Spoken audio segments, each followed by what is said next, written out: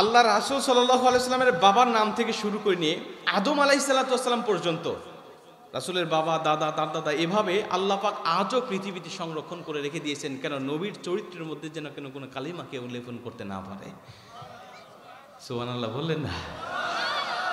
আল্লাহ নবীর বাবার থেকে শুরু করে নিয়ে আদম আলাইহিস সালাম পর্যন্ত এই জন্মধারা, এই সনদনামাটা এখনো পর্যন্ত, এই নসবনামাটা এখনো পর্যন্ত লিপিবদ্ধ দুনিয়ার মানুষের কাছে পরিষ্কার আয়নার মতো। আমার নবীর চরিত্র সম্পর্কে, তার ব্যাকগ্রাউন্ডে কেউ যেন কোনো বাজে মন্তব্য না করতে পারে, এজন্য পৃথিবীর জমিনে কিয়ামত পর্যন্ত সংরক্ষণ থাকবে। নবীর পরিচয় নিয়ে কেউ যেন ধোঁয়াশা সৃষ্টি না করতে পারে। যেরকম সুবহানাল্লাহ।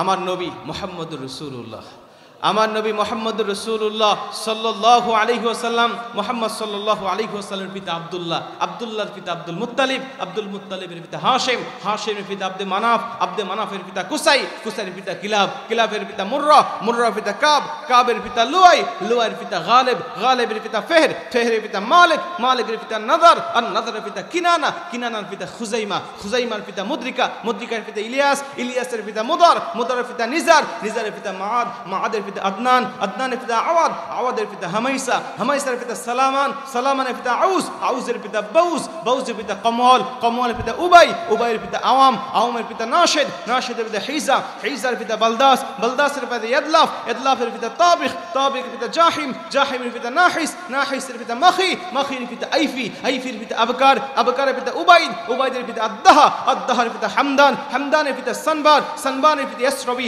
ইসরাবির পিতা ইহজিন, ইহজিনের পিতা ইলহান, ইলহানের পিতা ইয়ারাউহা, ইয়ারাউহার পিতা আইজি, আইজির পিতা জিশান, জিশানের পিতা আইসার, আইসারের পিতা আফনাদ, আফনাদের পিতা আইহাম, আইহামের পিতা মুকাসির, মুকাসিরের পিতা নাহিস, নাহিসের পিতা জারি, জারির পিতা সামি, সামির পিতা মাজি, মাজির পিতা ইওয়াদ, ইওয়াদের পিতা ইরাম, ইরামের পিতা হিদার, হিদারের পিতা হযরত ইসমাঈল আলাইহিস সালাতু ওয়াস সালাম, ইসমাঈল আলাইহিস সালাতু ওয়াস সালামের পিতা হযরত ইব্রাহিম আলাইহিস সালাতু ওয়াস সালাম, ইব্রাহিম আলাইহিস সালাতু ওয়াস সালামের পিতা আযর, আযরের পিতা নাহুর, নাহুরের পিতা সারুজ, সারুজের পিতা রাউ, রাউর পিতা ফাহিস, ফাহিসের পিতা আবির, আবিরের পিতা আফরাহশাদ, আফরাহশাদের পিতা শাম, শামের পিতা হযরত নূহ আলাইহিস সালাতু ওয়াস সালাম, নূহ আলাইহিস সালাতু ওয়াস সালামের পিতা লামিক, লামিকের পিতা মাতুসালিক, মাতুসালিকের পিতা হযরত ইদ্রিস আলাইহিস সালাতু ওয়াস সালাম, ইদ্রিস আলাইহিস সালাতু ওয়াস সালামের পিতা ইয়ারিদ, ইয়ারিদের পিতা মালহালিল, মালহালিলের পিতা আনাস, আনাসের পিতা কিনান, কিনানের পিতা হযরত শীশ আলাইহিস সালাতু ওয়াস সালাম, শীশ আলাইহিস সালাতু ওয়াস সালামের পিতা হযরত আদম আলাইহিস সালাতু ওয়াস সালাম। জোরে কোন আল্লাহু আকবার।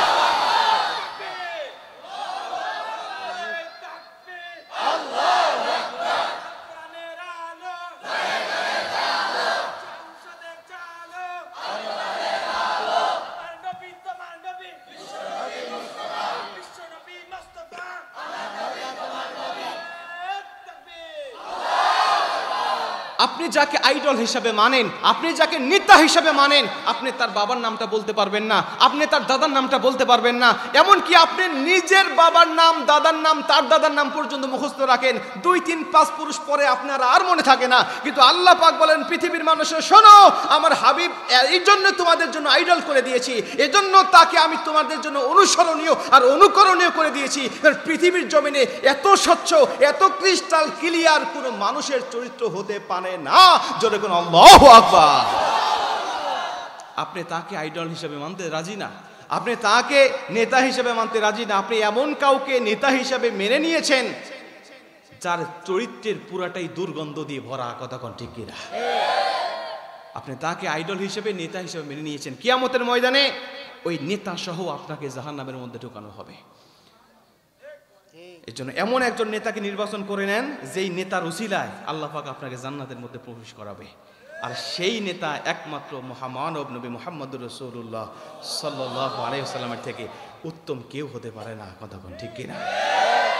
তো আসেন, নবী সাল্লাল্লাহু আলাইহি ওয়াসাল্লাম তিনি হলেন আমাদের আইডল, অনুসরণ করতে হবে। আল্লাহ পাক বলছেন অনুকরণ আর অনুসরণ করো। এখন তার কি কি অনুসরণ করব, তার কয়েকটা গুণ নিয়ে আজকে আমি আপনাদের মাঝে আলোচনা করার চেষ্টা করছি। কয়েকটা গুণ নিয়ে আলোচনা করব, এরপরে দ্বিতীয় অংশ, আয়াতের দ্বিতীয় অংশ, কোরআনের কথা দিয়ে আজকের মাহফিলটা শেষ হবে ইনশাআল্লাহ। কষ্ট হবে না তো আপনাদের? কষ্ট হবে না তো? আচ্ছা আসেন, আল্লাহ নবীর যে কয়েকটি গুণ ছিল, আল্লাহ নবীর গুণ তো আলোচনা করে কোনো বক্তার পক্ষে শেষ করা সম্ভব? কি কোন সম্ভব? আপনারা 3 দিন ব্যাপী মাহফিল করতেছেন, 3 দিন ব্যাপী নয়, যদি আপনারা আজীবন ব্যাপী, জীবন ব্যাপী যদি মাহফিল করেন, তবুও নবী মুহাম্মদ সাল্লাল্লাহু আলাইহি ওয়াসাল্লামের জীবনী, তার গুণাবলী আলোচনা করে শেষ করা সম্ভব নয়। যেরকম সুবহানাল্লাহ।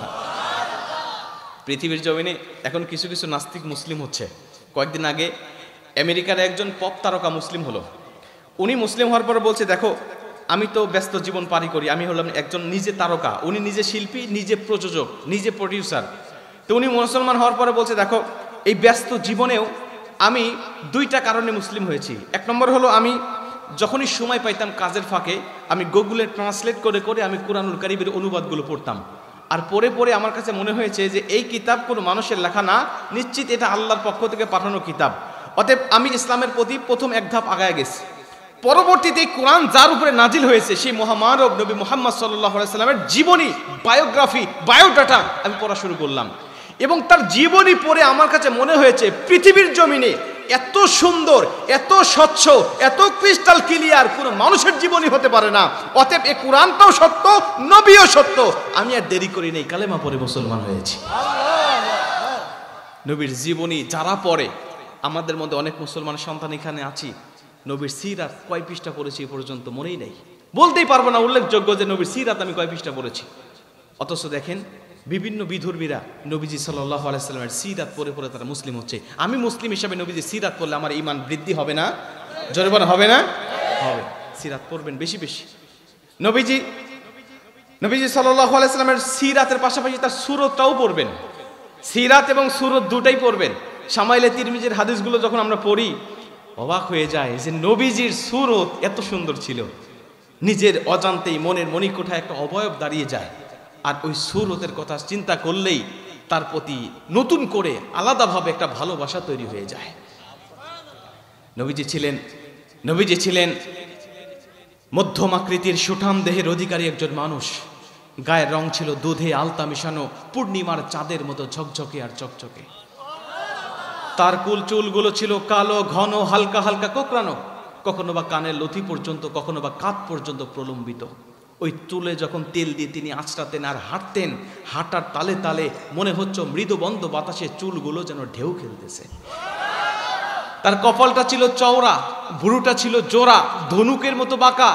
তার চোখের সাদা অংশ ছিল শুভ্র সাদা, কালো অংশ ছিল কৃষ্ণ কালো। আর চোখের পাপড়ি ছিল ফুটন্ত গোলাপের এক একটা পাপড়ির মতো। ওই চোখে যখন পলক পড়তো মনে হতো মৃদুবন্ধ বাতাসে ফুলের পাপড়িগুলো যেন দোল খাচ্ছে। তার নাক ছিল চিকন, সরু, খাড়া। আর নাকের নিচেই ছিল চিকন সরু একটু গোঁফ। আর ওই গোঁফের নিচেই ছিল মায়াবী, পাগল করা গোলাপি রঙের দুইটা ঠোঁট। ওই ঠোঁট দিয়ে যখন তিনি মুচকি হাসতো, সাহাবীরা বলে যেন মানুষ হাসতেছে না, আসমান থেকে বিজলি চমকাচ্ছে। তিনি যখন হাসতেন মুখ দিয়ে তার ভিতর থেকে দাঁতগুলো বের হতো। সাহাবীরা বলে দাঁত নয়, মনে হচ্ছে এক একটা মণি মুক্তা যেন উঁকি মারতেছে। তার দাড়ি ছিল কালো, ঘন, বক্ষ পর্যন্ত প্রসারিত, প্রলম্বিত। বক্ষ ছিল বীর বাহাদুরের মতো প্রশস্ত। দুই কাঁধের মাঝখানে ছোট্ট একটা মাংসখণ্ড ছিল, যেটাকে মাহরে নবুয়ত বলা হতো। সেখানে পরিষ্কার ভাষায় লেখা ছিল লা ইলাহা ইল্লাল্লাহু মুহাম্মাদুর রাসূলুল্লাহ। আমার নবীজি যখন কাজ করতে গিয়ে, হাঁটতে গিয়ে বা কখনো কোনো মুহূর্তে ঘেমে যাইতো, ওই ঘামগুলোকে সংরক্ষণ করার জন্য তার স্ত্রীরা ব্যাকুল হয়ে যেত। আমাদের আম্মা জানেরা কাচের শিশি নিয়ে দৌড়াইতো, ওই ঘামগুলোকে সংরক্ষণ করে রেখে দিত। কখনো বা বিয়ের দিনে, কখনো বা ঈদের অনুষ্ঠানে ওই আতর হিসাবে ওই ঘামগুলো পারফিউম হিসাবে ব্যবহার করত। আপনার নবীর সূরত যত পড়বেন, যত জানবেন, তার প্রতি ভালোবাসা তত তৈরি হবে। সাহাবীরা বলে আমরা 3 দিন, 4 দিন, 5 দিন পর্যন্ত পেটে খাবার নাই, ক্ষুধার যন্ত্রণায় সহ্য করতে পারতাম না।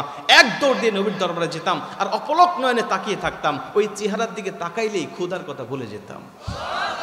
সাহাবীরা বলে যে নবীজি সাল্লাল্লাহু আলাইহি ওয়াসাল্লাম যখন খানায় কাবার চত্বরে তখন কোরআন তেলাওয়াত করতো, আবু জেহেল বিদেশিদের নিষেধ করতো, সব করো ঠিক আছে, পাগলের কাছে যাও না, ওখানে এক পাগল আছে। বিদেশিরা বলতো পাগল আবার কেমন পাগল, যার অ্যাডভাইস করা হয়, তো তাহলে ওর কাছে না গেলে তো হজ সম্পন্ন হবে না, যাই না দেখে আসি। গিয়ে নবীজির চেহারার দিকে শুধু একবার তাকাতো, তাকিয়ে বলতো এটা পাগল নয়, বরং ইনাকে যারা পাগল বলে তারাই পৃথিবীর বড় পাগল। যেরকম আল্লাহু আকবার।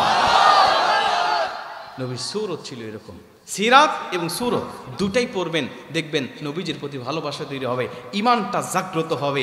দেখবেন তখন মনে হবে যে এই মানব ছাড়া পৃথিবীতে আমার কোনো নেতা হতে পারে না। নেতা যদি মানতেই হয় তিনি আমার একমাত্র নেতা। কথা বলেন ঠিক কিনা? মুসলমান ভাইরা আমার লক্ষ্য করেন, নবীজি সাল্লাল্লাহু আলাইহি ওয়াসাল্লামের যতগুলো গুণ আছে তার মধ্যে দুই একটা গুণ নিয়ে আমি আপনাদের মাঝে আলোচনা করার চেষ্টা করি। নবীজি সাল্লাল্লাহু আলাইহি ওয়াসাল্লামের প্রথম যে গুণটা বলতে চাই সেটা হলো নবীজি যখন দুনিয়ার জমিনে চলতে ফিরতেন সব সময় আল্লাহ কেন্দ্রিক মন মানসিকতা তার ছিল, মাইন্ডসেটটা ছিল আল্লাহ কেন্দ্রিক। বিপদে আপদে বালা মুসিবতে সর্বসময় আল্লাহর উপরে তাওয়াক্কুল রাখতো, ভরসা রাখতো। আল্লাহর কাছ থেকে কখনোই তার মনোযোগটা চলে যেত না, আল্লাহর কাছ থেকে কখনোই তিনি মুখ ফিরিয়ে নিতেন না। বিপদে পড়লেও আল্লাহর প্রতি তার তাওয়াক্কুল থাকতো। আমরা অনেক মানুষ আছি বিপদে পড়লে আল্লাহকে ভুলে যাই, অনেক মানুষ আছে অসুস্থ হলেও কয় আল্লাহর চোখ নাই, শুধু আমারই দেহে আর কাউরে দেহে না। কথা কোন ঠিক কিনা? কিন্তু নবীজি তা নয়, নবীজি বিপদে আপদে বালা মুসিবতে পড়েও তিনি তার উপরে পরিপূর্ণ তাওয়াক্কুল রেখেছেন, পরিপূর্ণ ভরসা রেখেছেন। যখন গারে সূরের মধ্যে আবু বকর রাদিয়াল্লাহু তাআলা আনহুকে নিয়ে 3 দিন পর্যন্ত ছিলেন। আপনারা জানেন হিজরত করার সময় গারে সূরের মধ্যে 3 দিন পর্যন্ত যখন থাকলেন, থাকার সময় চতুর্দিকে কাফের মুশরিকরা ছড়িয়ে গিয়েছে। নবীজির কাল্লাটার দাম উঠেছে 100 লাল উট পর্যন্ত। নবীজির মাথা নিয়ে আসতে পারলে 100 লাল উট দেওয়া হবে। মক্কার কাফের মুশরিকরা চতুর্দিকে ছড়িয়ে গিয়েছে। দেখা যায় কোথায় পাওয়া যায়, নবীজিকে নিয়ে আবু বকর যখন গারে সূরের মধ্যে নেমে গিয়েছে, আবু বকর বলে আমি দেখতেছি উপর দিয়ে কাফের মুশরিকদের পা দেখা যাচ্ছে, ওরা নিচে তাকাইলেই আমাদের দেখতে পাবে। আমি ঘর্মাত্মক হয়ে গিয়েছি, আমি টেনশনে পড়ে গিয়েছি। আমার জন্য নয়, নবী মুহাম্মদ সাল্লাল্লাহু আলাইহি ওয়াসাল্লামের জন্য। এই নবী মুহাম্মদকে যদি তারা মেরে ফেলে দেয়, ইসলামের প্রচার কে করবে, ইসলামের আলো কে জ্বালাবে, এই চিন্তায় আমি নবীকে আস্তে আস্তে ডাক দিয়ে বলে, নবী ওই যে কাফের মুশরিকদের পা দেখা যায়, ওরা যদি একটুখানি নিচে তাকায় আমাদেরকে দেখতে পারবে, এবং আমাদেরকে যদি একবার তারা দেখতে পারে নিশ্চিত আমাদেরকে মেরে ফেলে দিবে। নবীজি কি করা যায় আপনি বলেন তো দেখি। আল্লাহর নবী এই কঠিন মুসিবতের সময়ও, এই বিপদের সময়ও শান্ত গলায় খুবই নরম সুরে আবু বকরকে ডাক দেয়া বলেন, আবু বকর লা তাহজান ইন্নাল্লাহা মা'ানা, ভয় পেও না, আমার আল্লাহ আমাদের সাথেই রয়েছে। জোরে কোন সুবহানাল্লাহ, আল্লাহু আকবার বলেন। এই কঠিন সময়ও একটা মানুষের গলা, একটা মানুষের কথা কিভাবে এত শান্ত থাকতে পারে আর আল্লাহর উপরে পরিপূর্ণ তাওয়াক্কুল আর ভরসা রেখে বলতে পারে, আবু বকর লা তাহজান ইন্নাল্লাহা মা'ানা, ভয় করো না, আল্লাহ আমাদের সাথে আছে। শুধু তাই নয়, নবীজি হযরত জাবের রাদিয়াল্লাহু তাআলা হাদিসটা বর্ণনা করেছেন। নবীজি নাজদের যুদ্ধের সময় জাবের রাদিয়াল্লাহু তাআলা বলছেন, আমি নবীদের সাথে আছি। এমন সময় নবীজি যুদ্ধ করতে করতে যখন বিশ্রাম এসেছে, যখন একটু ব্রেক হয়েছে, নবীজি একটা গাছের নিচে গিয়ে তার খোলা তলোয়ারটা কোষবদ্ধ করে তিনি খাপের মধ্যে ভরে গাছের সাথে তিনি ঝুলিয়ে রেখে নিচে ঘুমায় গেছে। হঠাৎ করে একজন বেদুইন এসে ওই কোষবদ্ধ তলোয়ারটা হাতে নিয়ে কোষমুক্ত করে ফেলেছেন। কোষমুক্ত করে নবী মুহাম্মাদের দিকে তাক করে বলছে, মা ইয়ামনাউকা মিন্নি ইয়া মুহাম্মদ, মা ইয়ামনাউকা মিন্নি ইয়া মুহাম্মদ, আমার হাত থেকে তোমাকে এখন কে রক্ষা করবে বলো। নবীজি কথা শুনে জাগ্রত হয়ে গেলেন, গিয়ে দেখে আশেপাশে কোনো সাহাবী নাই, বেদুইন একা খোলা তলোয়ার হাতে, এখন আমি তার সামনে, সে ইচ্ছা করলে আমাকে মেরে ফেলতে পারে। নবীজি সাল্লাল্লাহু আলাইহি ওয়াসাল্লামকে যখন বলেছে মা ইয়ামনাউকা মিন্নি ইয়া মুহাম্মদ, আমার হাত থেকে তোমাকে কে রক্ষা করবে, আমরা হলে কি বলতাম? সাহাবীদেরকে ডাকতাম, অথবা ভুল স্বীকার করতাম, অথবা বিভিন্নভাবে আমরা তাদেরকে বাঁচার চেষ্টা করতাম। গতকালকে দেখছেন না, এক গ্রুপ মিছিল বের করছিল, বিভিন্ন আন্দোলন বের করছিল।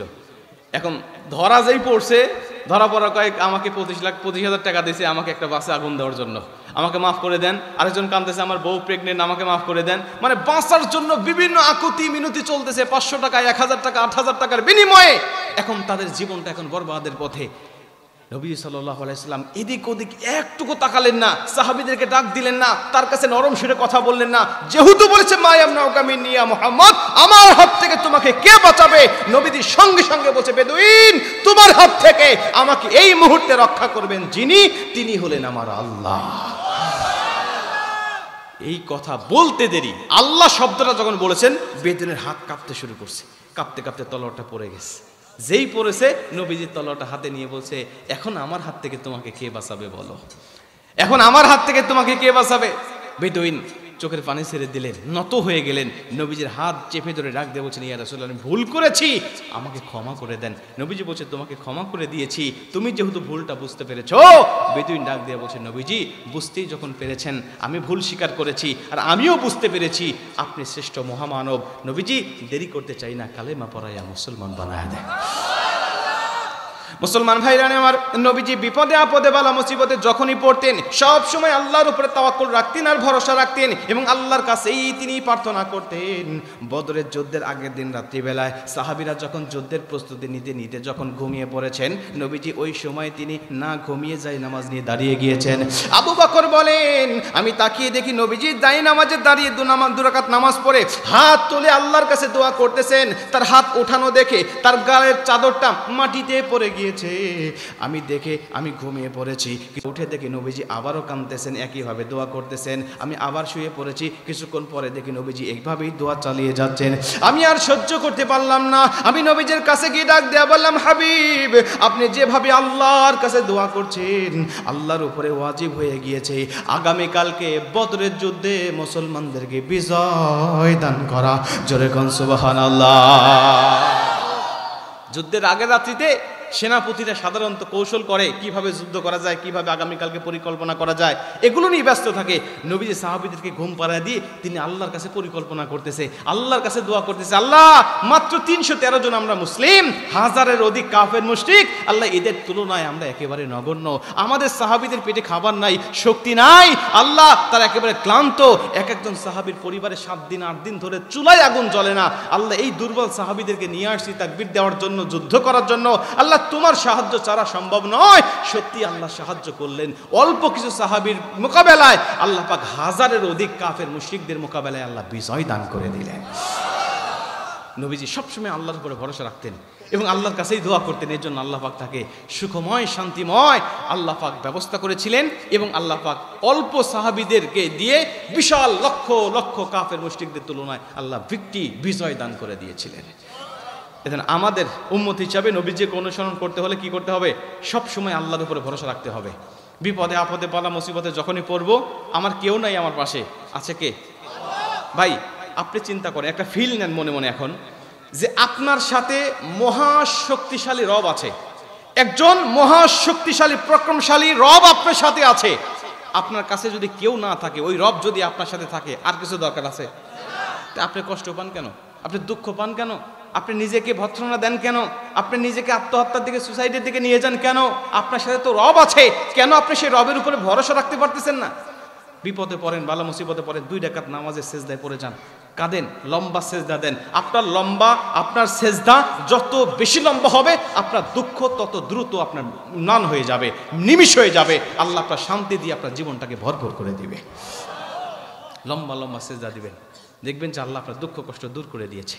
মুমিন দুঃখ পাইলেই নামাজে দাঁড়িয়ে যায়। এটা নবীজিও করতেন, সাহাবীরাও করতেন, আকাবিররাও করতেন, সবাই করতেন। অতএব আমরাও সেই পদ্ধতিটা, সেই সুন্নাহটাকে অনুসরণ করবো ইনশাআল্লাহ। আল্লাহ তৌফিক দান করুন, জোরে কানা আমিন। নবীজির 2 নম্বর একটি আমল ছিল, নবীজি সাল্লাল্লাহু আলাইহি ওয়াসাল্লাম ইসলামের জন্য সর্বোচ্চ স্যাক্রিফাইস করতেন, বা ভবিষ্যতের কল্যাণের জন্য বর্তমানে স্যাক্রিফাইস করতেন। আমাদের মধ্যে এই স্যাক্রিফাইসের মন মানসিকতাটা নাই। দেখবেন এখন আলহামদুলিল্লাহ ইসলামী দলগুলো দেখবেন বিভিন্ন স্যাক্রিফাইস করে করে এখন এক কাতারে আসতেছে।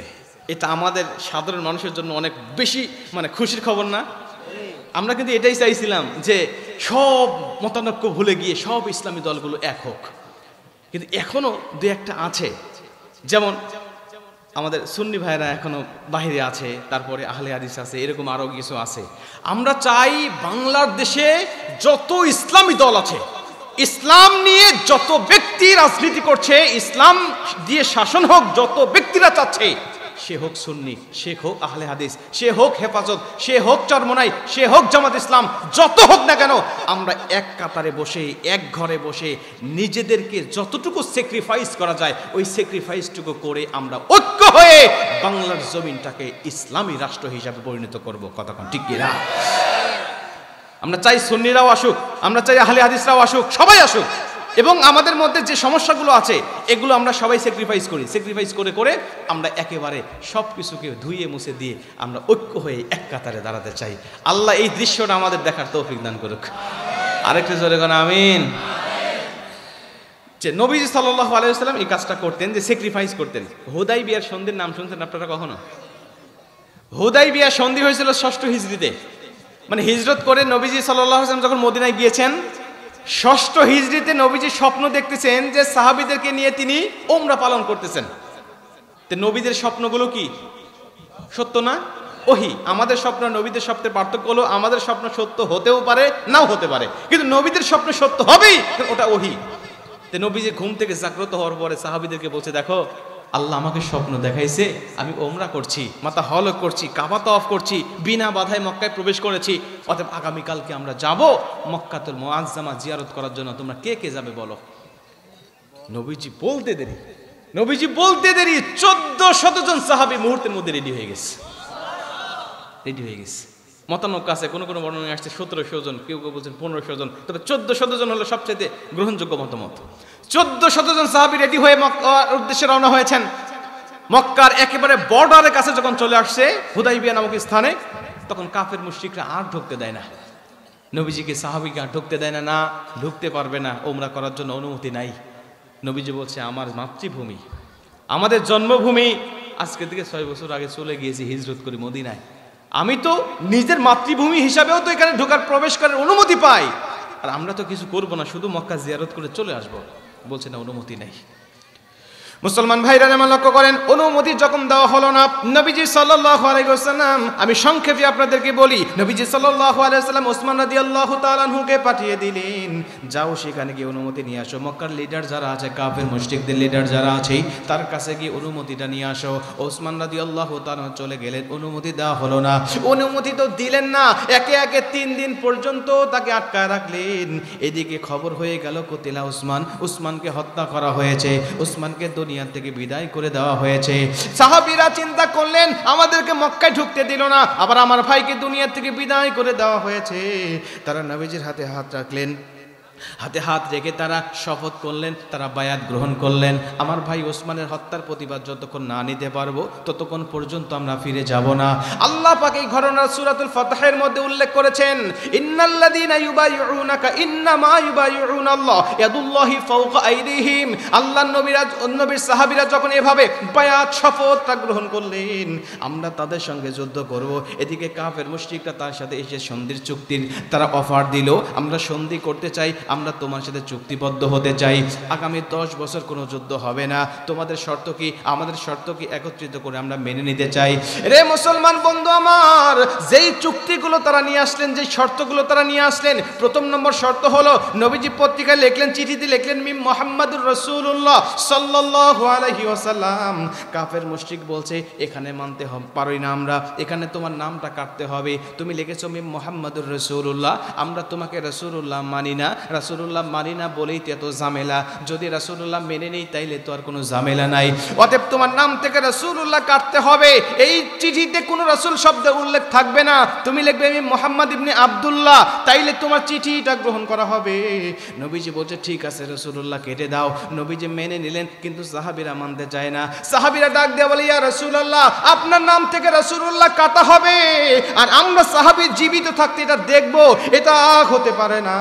নবীজি কিছু মনে করবেন না, আমাদের জীবন থাকতে আপনার নামের পাশ থেকে রাসূলুল্লাহ কাটতে দিব না। জোরে কোন সুবহানাল্লাহ।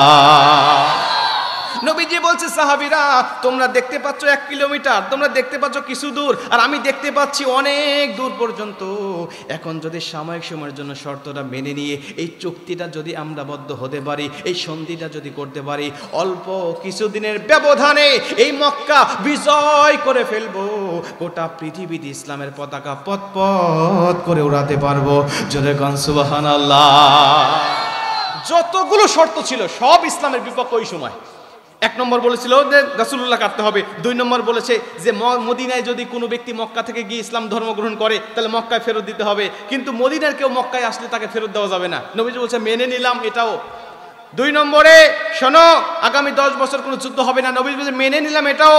3 নম্বরে, এবছর উমরা করতে পারবে না, ফিরে যাও, নবীজি বলছে এটাও মেনে নিলাম। সাহাবীরা মানতে পারতেছেন না। ওমরে ফারুক তো বলেই ফেললো, ইয়া রাসূলুল্লাহ, আমরা কি সত্য ধর্মের অনুসরণ করছি না? আপনি কি আল্লাহ সত্য নবী নন? এই কিতাব কি আল্লাহ সত্য কিতাব নয়? আপনার সত্য কি মিথ্যা? আপনি যে স্বপ্নটা দেখেছেন এটা কি মিথ্যা? আপনি দেখছেন যে বিনা যুদ্ধে বিনা বাধায় আপনি মক্কায় প্রবেশ করেছেন, ওমরা করছেন, এটা কি মিথ্যা? নবীজি ডাক দিয়ে বলছেন, ওমর তুমি যা দেখতেছো, তুমি যা বুঝতেছো, আমি নবী তোমার থেকে অ্যাডভান্স দেখতেছি। তুমি একটুখানি মেনে নাও, একটুখানি ধৈর্য ধারণ করো, আমার আল্লাহ এর মাধ্যমে আমাদেরকে বিজয় দান করবে। আল্লাহ সত্যিই এমন বিজয় দান করলো, পবিত্র কোরআন সূরাতুল ফাতহ নাজিল করে আল্লাহ পাক বলছেন, ইন্না ফাতাহনা লাকা ফাতহাম মুবিনা। হাবিব, আপনার এই সন্ধি, আপনার এই চুক্তি ছিল প্রকাশ্য বিজয়। আপনার জীবনে যত বিজয় হয়েছে এটাই ছিল সবচেয়ে বড় বিজয়। ষষ্ঠ হিজরিতে সন্ধি হলো। মাত্র কয়েক বছরের ব্যবধানে নবীজি 10,000 সাহাবীকে নিয়ে বিনা যুদ্ধে মক্কা বিজয় করে ফেলেছেন। এই সন্ধির কারণে আল্লাহ নবী দেখতেন ভবিষ্যতে আমার জন্য কল্যাণ আছে, ইসলামের জন্য কল্যাণ আছে, এজন্য বর্তমানে তিনি স্যাক্রিফাইস করতেন। এই স্যাক্রিফাইসের মন মানসিকতা নবীজির ছিল। উম্মত হিসাবে আমাদেরও থাকার দরকার আছে না নাই? আমরা এখন নির্দিষ্ট ফায়দা হাসিল করার জন্য বলি ওর সাথে সন্ধি করা যাবে না, ওর সাথে আমাদের কি করা যাবে না, একসাথে নেওয়া যাবে না, ওর আকীদা খারাপ, ওর এটা খারাপ, ওর ওইটা খারাপ, এটা বলে শুধু আমরা শুধু দূরে ঠেলে দিচ্ছি। ভাই, ভবিষ্যতের কল্যাণের জন্য একটু কাছে টেনে নেন, ভবিষ্যতের কথা চিন্তা করে একটু কাছে টেনে নেন। আল্লাহর কসম, ভবিষ্যতে আল্লাহ যেটা দিবে ওটা নিজের চোখে দেখেই আপনি সন্তুষ্ট হয়ে যাবেন। আল্লাহ আমাদের এই স্যাক্রিফাইসের মন মানসিকতা দান করুক, জোরে কোন আমিন। আরেকটু জোরে কোন আমিন। সব দলে দান করুক। হ্যাঁ, আল্লাহ পাক সব দলকে এই সঠিক বুঝটা দান করুন, জোরে কোন আমিন। আরেকটা কথা বলি, নবীজির স্যাক্রিফাইসের মন মানসিকতা কেমন দেখেন। আমরা যে কাবা ঘর দেখি না এখন, এই কাবা ঘরের ডিজাইন কিন্তু ইব্রাহিম আলাইহিসসালামের ডিজাইন না। ইব্রাহিম আলাইহিসসালাম যে ডিজাইনে কাবা ঘর তৈরি করেছিলেন আর বর্তমান যে কাবা ঘরের ডিজাইন, এই ডিজাইন কিন্তু এক ডিজাইন না।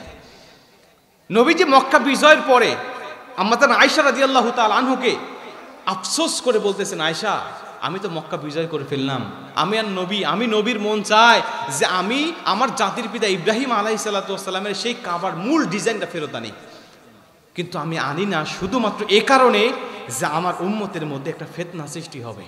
আমার উম্মত দেখবে যে নবী মক্কা বিজয় করার পরে কাবা ঘরের ডিজাইন পরিবর্তন করে ফেলেছে, বিভিন্ন মানুষেরা বিভিন্ন কথা বলে এটা একটা ফিতনা চালু করবে। এজন্য আমি নবী চাই না, তাছাড়া আমি চাইলে করতে পারতাম ওই আগের ডিজাইনটা।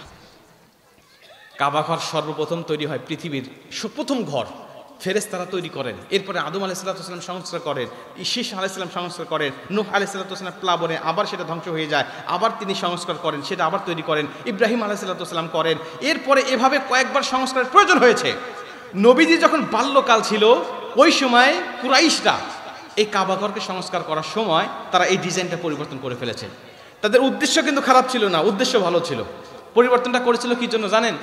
ওরা ঘোষণা করেছিল যেহেতু এটা আল্লাহর ঘর, এটা আল্লাহর ইবাদত হয় এখানে, অতএব এই আল্লাহর ঘর তৈরি করতে গিয়ে কোনো হারাম টাকা আমরা এই ঘরে লাগাবো না।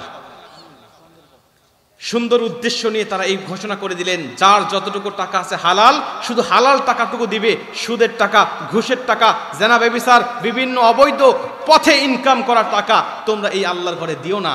তাতে যদি ঘর বড় না হয়ে ছোট হয়ে যায়, আমরা ছোট ঘর তৈরি করে এখানে আল্লাহর ইবাদত করব।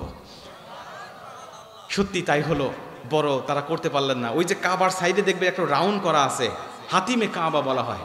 হাতিমে কাবা যারা গেছেন তারা তো স্বচক্ষে দেখেছেন, আর যারা জান নাই টিভিতে মোবাইলে দেখেছেন, কাবা ঘরের সামনে একটু রাউন্ড করা আছে। মাঝে মাঝে ওইখানে হাজিদেরকে, ওমরা পালনকারীদেরকে নামাজ পড়ার সুযোগ করে দেওয়া হয়। সুবহানাল্লাহ বলেন। কাবা ঘরের ভিতরে ঢুকে নামাজ পড়ার যে ফজিলত, ওই হাতিমে কাবার ভিতরে নামাজ পড়ার একই রকম ফজিলত। এই জন্য এটা নিয়ে অনেক সময় মতানৈক্য হয়েছে, বিভিন্ন বাদশারা এটা পরিবর্তন করার চেষ্টা করেছে যে আমরা মূল ডিজাইনটা নিয়ে আসি। তখন তাদের সামনে একটা লজিক দাঁড় করানো হয়েছে যে দেখো, কাবা ঘরের মধ্যে তো সবাই ঢুকতে পারে না, রাষ্ট্রীয় মেহমান হিসেবে সবাই নামাজ পড়তে পারে না। বাংলাদেশ থেকে সম্ভবত 3 জন মুফাসসিরকে ঢোকানো হয়েছিল, 3 জন ব্যক্তিকে। তার মধ্যে আল্লামা দেলোয়ার হোসেন সাইদি ছিলেন, রাজশাহী বিশ্ববিদ্যালয়ের ভাইস চ্যান্সেলর ছিলেন, এরা ঢুকতে পেরেছিলেন। আর বাদ বাকি কে ঢুকেছিল আমার জানা নাই। কিন্তু আপনারা যারা হজ করতে যাবেন, ওমরা করতে যাবেন, আপনাদের সবাইকে ওই হাতিমে কাবার মধ্যে নামাজ পড়ার সুযোগ করে দেওয়া হবে। আপনি কাবা ঘরের ভিতরে ঢুকে নামাজ পড়ে যে ফজিলতটা পাবেন, ওই হাতিমে কাবার ভিতরে নামাজ পড়ে একই রকম ফজিলত পাবেন। এজন্য ওই ডিজাইনটা আর পরিবর্তন করা হয় নাই, ওই একই রকম রয়ে গেছে। যেরকম সুবহানাল্লাহ। মুসলমান ভাইরা আমার, নবীজি এজন্য তিনি চিন্তা করতেন, স্যাক্রিফাইস করতেন। এই স্যাক্রিফাইসগুলো করার কারণে ইসলাম এত দ্রুত গোটা পৃথিবী ব্যাপী পরিচালিত হয়েছে, গোটা পৃথিবী ব্যাপী যে পরিচিত হয়েছে। মুসলমান আমরা উম্মত হিসাবে আমাদেরও স্যাক্রিফাইসের মন মানসিকতা আনার দরকার আছে না? আল্লাহ আমাদেরকে সেই মন মানসিকতা দান করুক, জোরে কোন আমিন। তিন নম্বর রাসূল সাল্লাল্লাহু আলাইহি ওয়াসাল্লামের একটি গুণ ছিল, সেটা হলো তিনি হিকমতের সাথে কাজ করতেন। যখন যে কাজ করতেন হিকমতের সাথে করতেন, হিকমত ছাড়া তিনি কোনো কাজ করতেন না, প্রজ্ঞার সাথে কাজ করতেন। হিকমতের বাংলা অর্থ হলো প্রজ্ঞা, তিনি প্রজ্ঞা নিয়ে কাজ করতেন। রাসূল সাল্লাল্লাহু আলাইহি ওয়াসাল্লাম যখন ছোট বাল্যকাল, ওই সময় কুরাইশরা যখন কাবাঘর নির্মাণ করে, তখন কাবার পাথর মানে হাজরে আসওয়াদকে কোথায় কে স্থাপন করবেন, প্রতিস্থাপন করবেন, এটা নিয়ে একটা দ্বন্দ্ব চলতেছিল। মক্কার তৎকালীন বড় বড় 4টা গোত্র কুরাইশদের, ওই 4 গোত্র বলতেছে আমরা করব, ও বলছে আমরা করব, ও বলে আমরা করব, এভাবে গন্ডগোল। নবীজি হিকমতের সাথে প্রজ্ঞার সাথে, নবীজি জানতেন যে এই হাজরে আসওয়াদ ওদের হাতে লাগাবে না, আমি নবী নিজের হাতে লাগাবো, আবার ওদেরকেও সন্তুষ্ট করব। হিকমতটা কত সুন্দর দেখেন, আমি নিজের হাতে লাগাবো, আবার ওদেরকেও খুশি করব। নবীজি বলছে দেখো দ্বন্দ্ব বাদ দাও, আমি একটা ফয়সালা দেই, একটা চাদর নিয়ে আসো। চাদর নিয়ে আসলেন, বলছে রাখো, রাখা হলো। নবীজি নিজের হাতে ওই পবিত্র পাথরটাকে তুলে চাদরের উপর রাখলেন। 4 গোত্রকে বলছে তোমরা চাদরের 4 কর্নার ধরো। চাদরের 4 কর্নার ধরে তো গোত্র মহা খুশি, 4 জনই সমান তালে ধরতে পারছে। আসলে কিন্তু পাথর তাকে স্পর্শ করতে পারে নাই, পাথর তারা ধরতে পারে না, ওরা চাদর ধরেই মহা খুশি। নবীজি বলছেন নিয়ে যাও কাবার কাছে, কাবার কাছে নিয়ে যাওয়া হলো। নবীজি নিজে পাথরটা হাত দিয়ে ধরলেন এবং কাবা ঘরের দেওয়ালের প্রতি নিজের হাতে তিনি ওখানে প্রতিস্থাপন করে দিলেন। কাফেররা ধরতেও পারলেন না, ওখানে করতে পারলেন না, তারপরেও তারা চাদর ধরেই মহা খুশি হয়ে গেল। নবীজির কাজগুলো ছিল এরকম হিকমতের সাথে প্রজ্ঞার সাথে, তিনি দ্বন্দ্ব করতেন না। মানুষেরা যেন ভুলটাও বুঝতে না পারে, আবার যেন তারা নবীজি সাল্লাল্লাহু আলাইহি ওয়াসাল্লামকে দোষ না দিতে পারে, এবং তারা যেন খুশি হয়ে যেতে পারে। নবীজি এইভাবে হিকমতের সাথে কাজ করতেন। উম্মত হিসাবে আমাদের মধ্যেও হিকমত রাখার দরকার আছে না নাই? জোরে বলেন আছে না নাই? যখন যে কাজ করবেন হিকমতের সাথে কাজ করবেন। মঞ্চ পাইছেন বলে যে এক কথা বলে দিচ্ছেন না, হিকমতের সাথে বলবে যে কথা বলার পরে কি অবস্থানটা হতে পারে, এ কথা বলার পরে এলাকায় কি অবস্থানটা হতে পারে। অনেক ব্যক্তি আছে দেখবেন মাহফিল করার পরে, কিছু কিছু আমাদের বক্তা ভাইরাও আছে, এমন কথা বলে, কথা বলার পরে পরবর্তী বছরে ওই কমিটিকার মাহফিলের অনুমতি দিতে চায় না। ঠিক কিনা বলেন? এই জন্য আমাদের কথা হবে গুলো হিকমতের সাথে। আরেকটা চমৎকার ঘটনা বলি, হাদিস বলি। মুসআব ইবনে উমাইরের নাম শুনছেন আপনারা? একজন সাহাবী, সবচাইতে স্টাইলিশ সাহাবী, সবচাইতে সাহসী এবং সবচাইতে মানে ফ্যাশনওয়ালা সাহাবী। উনি ইসলাম গ্রহণের আগে উনি যে দামি কাপড় পরিধান করতেন, মক্কায় তৎকালীন সময় এত দামি কাপড়ের পোশাক কেউ পরিধান করতো না। উনি যে আতর পারফিউম ব্যবহার করত, মক্কার কোনো ব্যক্তি এত দামি পারফিউম ব্যবহার করতো না। উনি যে জুতা ব্যবহার করত, এত দামি জুতা কেউ পরিধান করতো না। ওনার মা ছিল খুব ধনী একজন মহিলা, বাবা দুনিয়ার জমিনে জীবিত নেই, মুসআব ইবনে উমাইর একমাত্র সন্তান, মানে মায়ের যা আছে সব ওনার। ইতিহাস থেকে জানা যায় ওনার মা যদি একদিনে মার্কেট করার জন্য ঢুকতেন, একদিনে খরচ হতো বর্তমান টাকার, বাংলাদেশি টাকায় প্রায় কোটি টাকার মতো। মানে ওই যে ইন্ডিয়ায় সবচেয়ে ধনী ব্যক্তি মুকেশ আম্বানির স্ত্রী নীতা আম্বানি, উনি পানি খায় নাকি শুনলাম যে 1 লিটার পানির দাম $60,000, মানে বাংলাদেশি টাকায় প্রায় 80,000 টাকা, 80 লক্ষ টাকা 1 লিটার পানির দাম। স্বর্ণখচিত পানি উনি খায়। মনে করেন যে মুসআব ইবনে উমাইরের মা ছিল ওই নীতা আম্বানির মতো একজন। তো যখন মুসআব ইবনে উমাইর শুনতে পারলেন যে মক্কার জমিনে একজন আল্লাহর নবীর আগমন হয়েছে, উনি তার বিলাসী জীবন ছেড়ে দিয়ে নবীজির কাছে গিয়ে বলছেন, নবীজি আমি কালেমা পড়ে মুসলমান হতে চাই। লম্বা ঘটনা আমি সংক্ষেপে বলি। নবীজির হাতে মুসলমান হলেন। হওয়ার পরে নবীজি সাল্লাল্লাহু আলাইহি ওয়াসাল্লাম কেমন প্রজ্ঞার অধিকারী ছিলেন দেখেন। মদিনা থেকে বিভিন্ন মানুষ গিয়েছে নবীজির হাতে বায়াত হওয়ার জন্য, ইসলাম ধর্ম গ্রহণ করার জন্য। বায়াত হওয়ার পরে বলছেন, ইয়া রাসূলুল্লাহ মদিনায় আমাদেরকে একটা শিক্ষক দেন, একটা শিক্ষক দরকার। নবীজি বলছে শিক্ষক লাগবে, তাইলে কাকে দেওয়া যায়? নবীজি হিকমত দিয়ে প্রজ্ঞা দিয়ে বুঝলেন আবু বকরকে দিয়ে কাজ হবে না, ওমর ওসমান আলী রাদিয়াল্লাহু তাআলা আনহুকে দিয়ে কাজ হবে না। ওইখানে গেলে সবচেয়ে ইসলামের বেশি উপকার হবে যাকে দিলে, সে হলো আমার মুসআব ইবনে উমাইর। জোরে কোন সুবহানাল্লাহ। তাই হলো মাত্র কয়েকদিনের ব্যবধানে মুসআব ইবনে উমাইর নবীজি মদিনায় যাওয়ার আগে নিজে গিয়ে 150 উপরে মানুষকে কালেমা পড়ায়া মুসলমান বানায় ফেলছে। নবীজি কিন্তু এখনো যায় নাই, এখনো হিজরত করে নাই। মুসআব ইবনে উমাইর গিয়ে 150 উপরে মানুষকে কালেমা পড়া মুসলমান বানা দিয়েছে এবং নবীজিকে যাওয়ার মতো উপযুক্ত একটা ভূমি বানা ফেলছে। এবং আপনারা আরেকটা অবাক করা তথ্য শোনেন, যখন জুমার নামাজ কায়েম হয়, জুমার নামাজের বিধান যখন আসে, তখন নবীজি মক্কায় ছিলেন। নবীজি তখন ওইভাবে মক্কায় জুমার নামাজ কায়েম করতে পারতেছেন না। খোদ নবীজি জুমার নামাজ পড়ার আগে মুসআব বিন উমায়ের তিনি মদিনায় জুমার নামাজ কায়েম করে ফেলেছেন। আল্লাহু আকবার বলেন। মুসলমান ভাইরা আমার, তার মানে নবীজি জানতেন কাকে কোথায় কিভাবে কোন কাজে লাগালে সব চাইতে ভালো হবে। এই জন্য নবীজি সাল্লাল্লাহু আলাইহি সাল্লাম তাকে ঠিক সেভাবে প্রজ্ঞার সাথে কাজে লাগাতেন, আর এভাবে ইসলামের উপকারগুলো হয়েছে। মুসলমান বন্ধু আমার, এই মুসআব ইবনে উমায়ের তিনি এত বিলাসী জীবন ছেড়ে দিয়ে যখন তিনি ইসলাম ধর্ম গ্রহণ করলেন, তার মা তার উপরে অত্যাচার শুরু করে দিল, বন্দি করে ফেললো, দামি পোশাক তার কাছ থেকে কেড়ে নিল, দামি পোশাক, দামি পারফিউম, দামি জুতা তার কাছ থেকে কেড়ে নিল। মুসআব ইবনে উমায়ের তিনি পালিয়ে গেলেন সেই হাবশাতে। হাবশায় যখন পালিয়ে চলে গেলেন, কিছুদিন থাকার পরে চিন্তা করলেন, যেই নবীকে প্রেমে পড়ে, যেই নবীর ভালোবাসায় কালেমা পড়ে মুসলমান হয়েছি, ওই নবীকে ছেড়ে আমি ইথিওপিয়ায় কেন থাকবো, হাবশাতে কেন থাকবো? নবীজির কাছে চলে আসলেন। নবীজি সাল্লাল্লাহু আলাইহি সাল্লামের কাছে আসার পরে মুসলমান ইসলাম পালন করতেছিল, নবীজির সাথেই ছিল। উহুদের যুদ্ধে মুসআব ইবনে উমায়ের হাতে নবীজি ইসলামের পতাকা দিলেন। পতাকা দিয়ে দাগ দেয়া বলেন, মুসআব, এই পতাকা তোমার কাছে নিরাপদ মনে হয়েছে, তুমি এই পতাকার আমানতটা রক্ষা করতে পারবে। মুসআব ইবনে উমাইর উহুদের যুদ্ধে যখন ইসলামের পতাকার ঝান্ডাটা উঁচা করেছিলেন, একজন কাফের মুশরিক এসে মুসআব ইবনে উমাইর ডান হাতটা কেটে ফেললেন। মুসআব ইবনে উমাইর বাম হাতে ইসলামের পতাকাটা নিলেন, এবং তারা ইসলামের বিপক্ষে যারা চলতেছিল, নবীজিকে আঘাত করার জন্য যারা যাচ্ছিল, মুসআব ইবনে উমাইর দৌড়ায় দৌড়ায় তাদের কাছে যাচ্ছিল এবং নিজের উপরে সব আঘাতগুলো নিচ্ছিল নবীজিকে সেফটি দেওয়ার জন্য।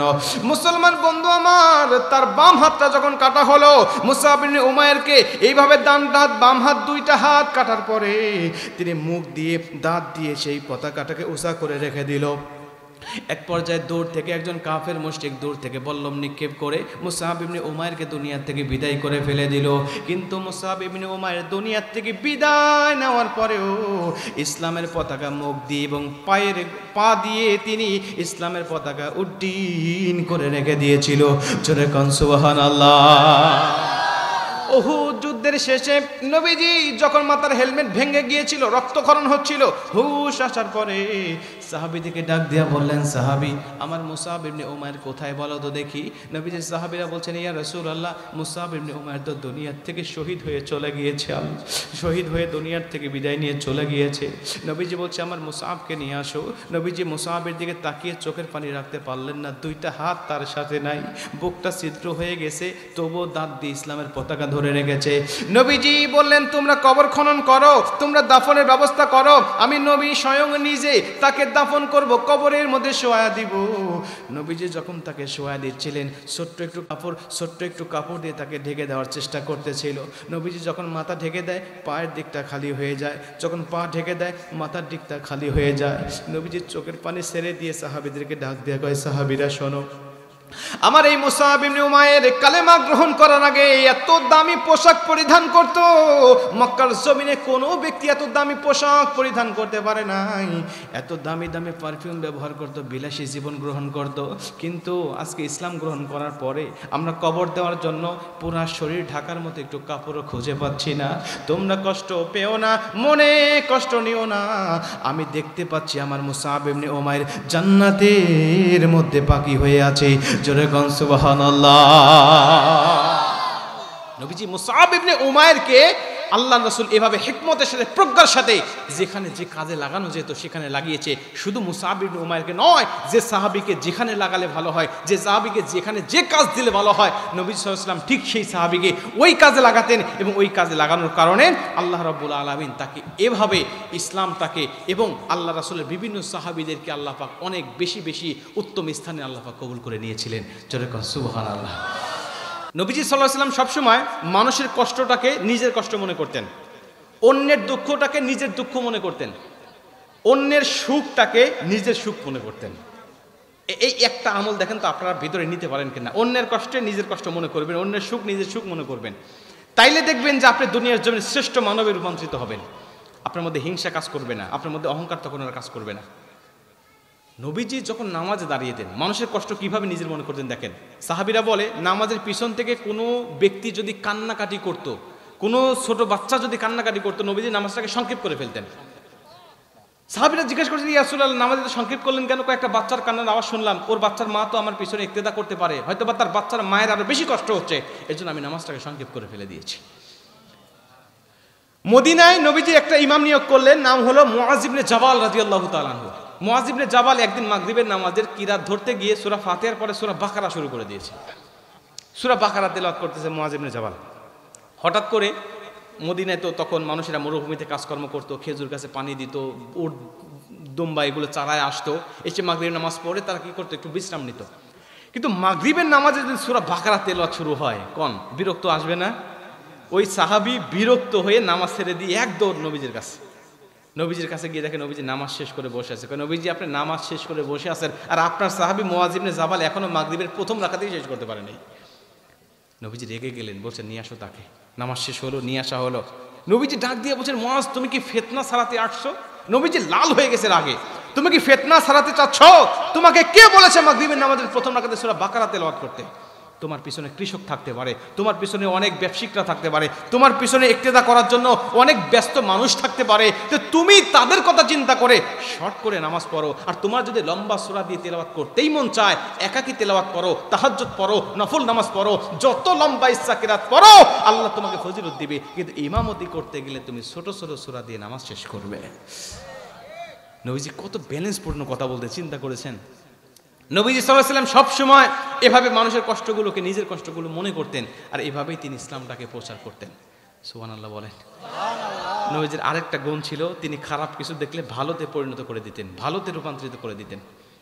নবী যখন হিজরত করে মক্কা থেকে মদিনায় যাবেন, দেখে মদিনার নাম হলো ইয়াসরিব। ইয়াসরিব শব্দের অর্থ প্রতিশোধের শহর। নবীজি বলছে, আমি যে শহরে থাকবো ওই শহরের নাম প্রতিশোধের শহর হতে পারে। নবীজি নাম দিয়ে দিন, এটা হলো মদিনাতুন নবী। সুবহানাল্লাহ।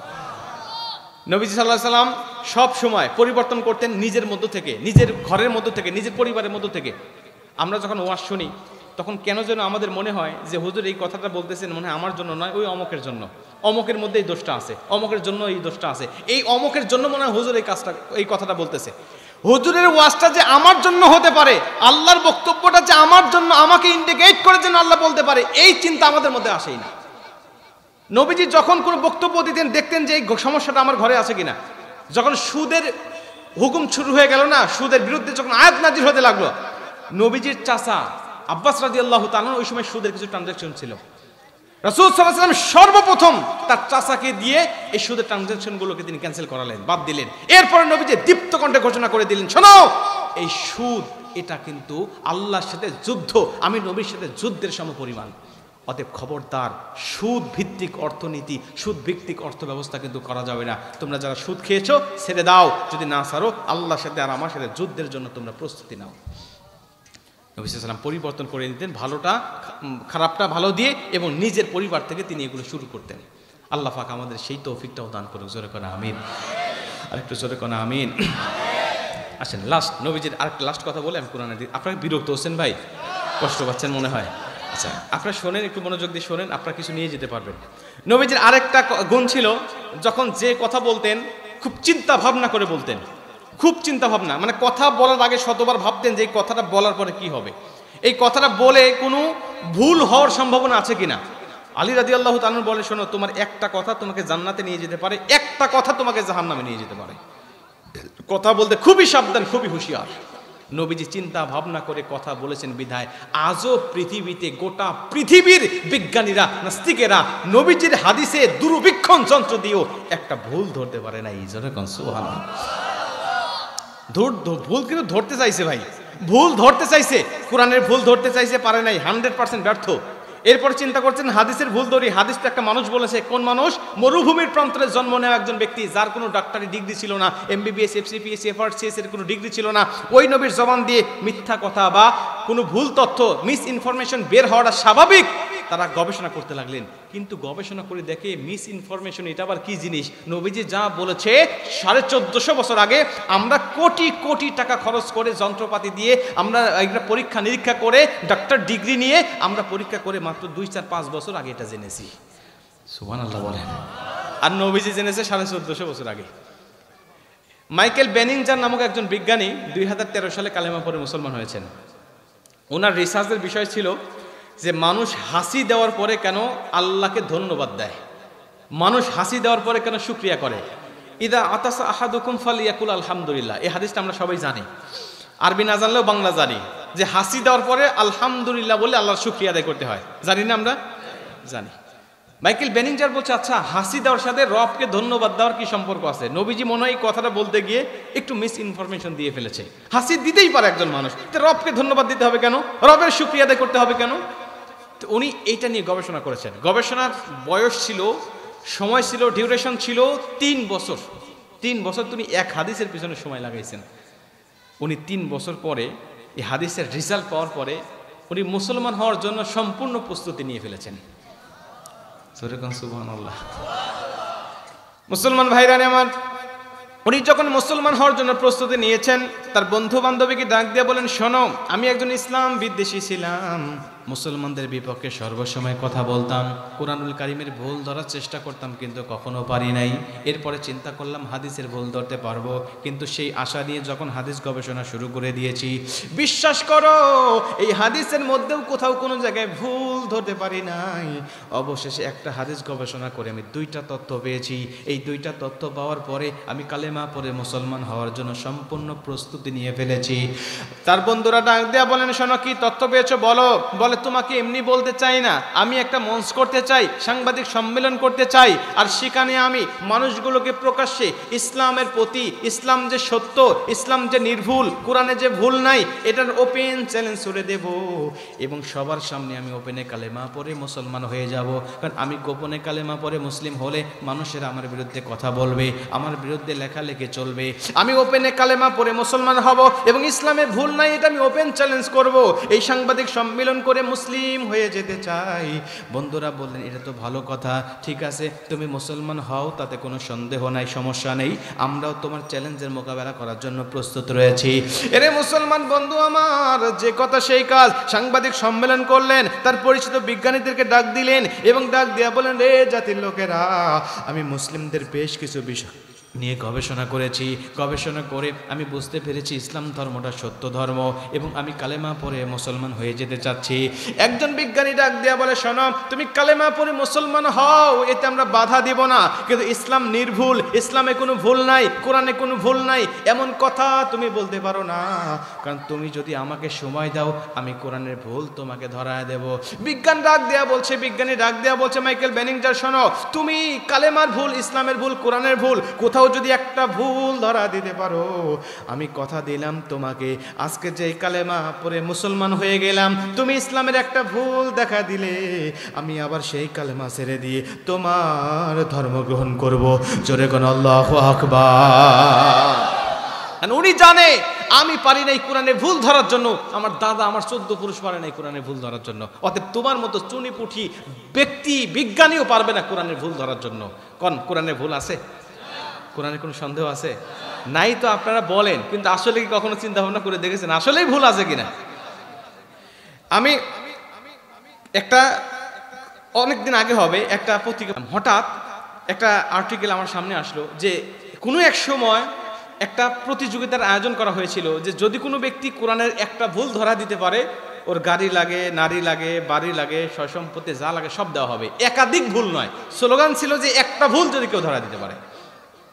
তো এইটা যখন স্লোগান হয়ে গেল, এটা যখন ছড়িয়ে গেল, যারা একটু লেখাপড়া করে, গবেষণা করে, নাস্তিক কোয়ালিটির, ওরা চিন্তা করলেন, ঠিক আছে সুযোগ তো পাইছি, গাড়ি নারী বাড়ি সবই পাবো, একটা ভুল ধরা দিতে পারলে। মাজায় গামছা বেঁধে নেমে পড়লেন। একজন বিজ্ঞানী, তিনি কোরআন গবেষণা করতে করতে করতে করতে সূরাতুন নামলের একটি আয়াত পেয়ে গেলেন। ক্বালাত নামলাতু ইয়া আইয়ুহান নামলু দুখুলু মাসাকিনাকুম লা ইয়াহতিমান্নাকুম সুলাইমান। এই আয়াতটা পাওয়ার পরে তো লাফালাফি শুরু করে দিয়েছে, আমি কোরআনে ভুল পেয়ে গেছি। কি পেয়ে গেছি? ভুল পেয়ে গেছি।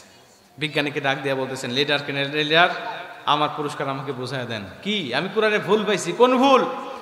দেখেন কোরআনের মধ্যে, কোরআনের লেখক বলছে, ক্বালাত নামলাতু ইয়া আইয়ুহান নামলু দুখুলু মাসাকিনাকুম লা ইয়াহতিমান্নাকুম সুলাইমান। আয়াতের অর্থটা কত সুন্দর দেখেন, আরো কাছে ভুল পাইছি। আল্লাহ পাক বলছেন যে পিপিলিকার সর্দার ডাক দিয়া বলেন, ক্বালাত নামলাতু ইয়া আইয়ুহান নামলু দুখুলু মাসাকিনাকুম। পিপিলিকার সর্দার ডাক দিয়া বলছেন, লে পিপিলিকার দল, তোমরা সবাই এখন গর্তের মধ্যে প্রবেশ করো। কেন? এখন সুলাইমান নবী এবং তার সেনাবাহিনী এই উপত্যকায় উপস্থিত হবে। তাদের অজ্ঞাত সারে যদি তাদের পা তোমাদের পিঠের উপরে পড়ে, লা ইহতিমান্নাকুম সুলাইমান, ইহতিমান্নাকুম শব্দের অর্থ হলো ভেঙে যাওয়া, টুকরা টুকরা হয়ে যাওয়া, গুড়া গুড়া হয়ে যাওয়া। তোমাদের পিঠের উপরে যদি তাদের পা পড়ে তাহলে তোমরা সবাই ভেঙে গুড়া গুড়া হয়ে যাবে, টুকরা টুকরা হয়ে যাবে।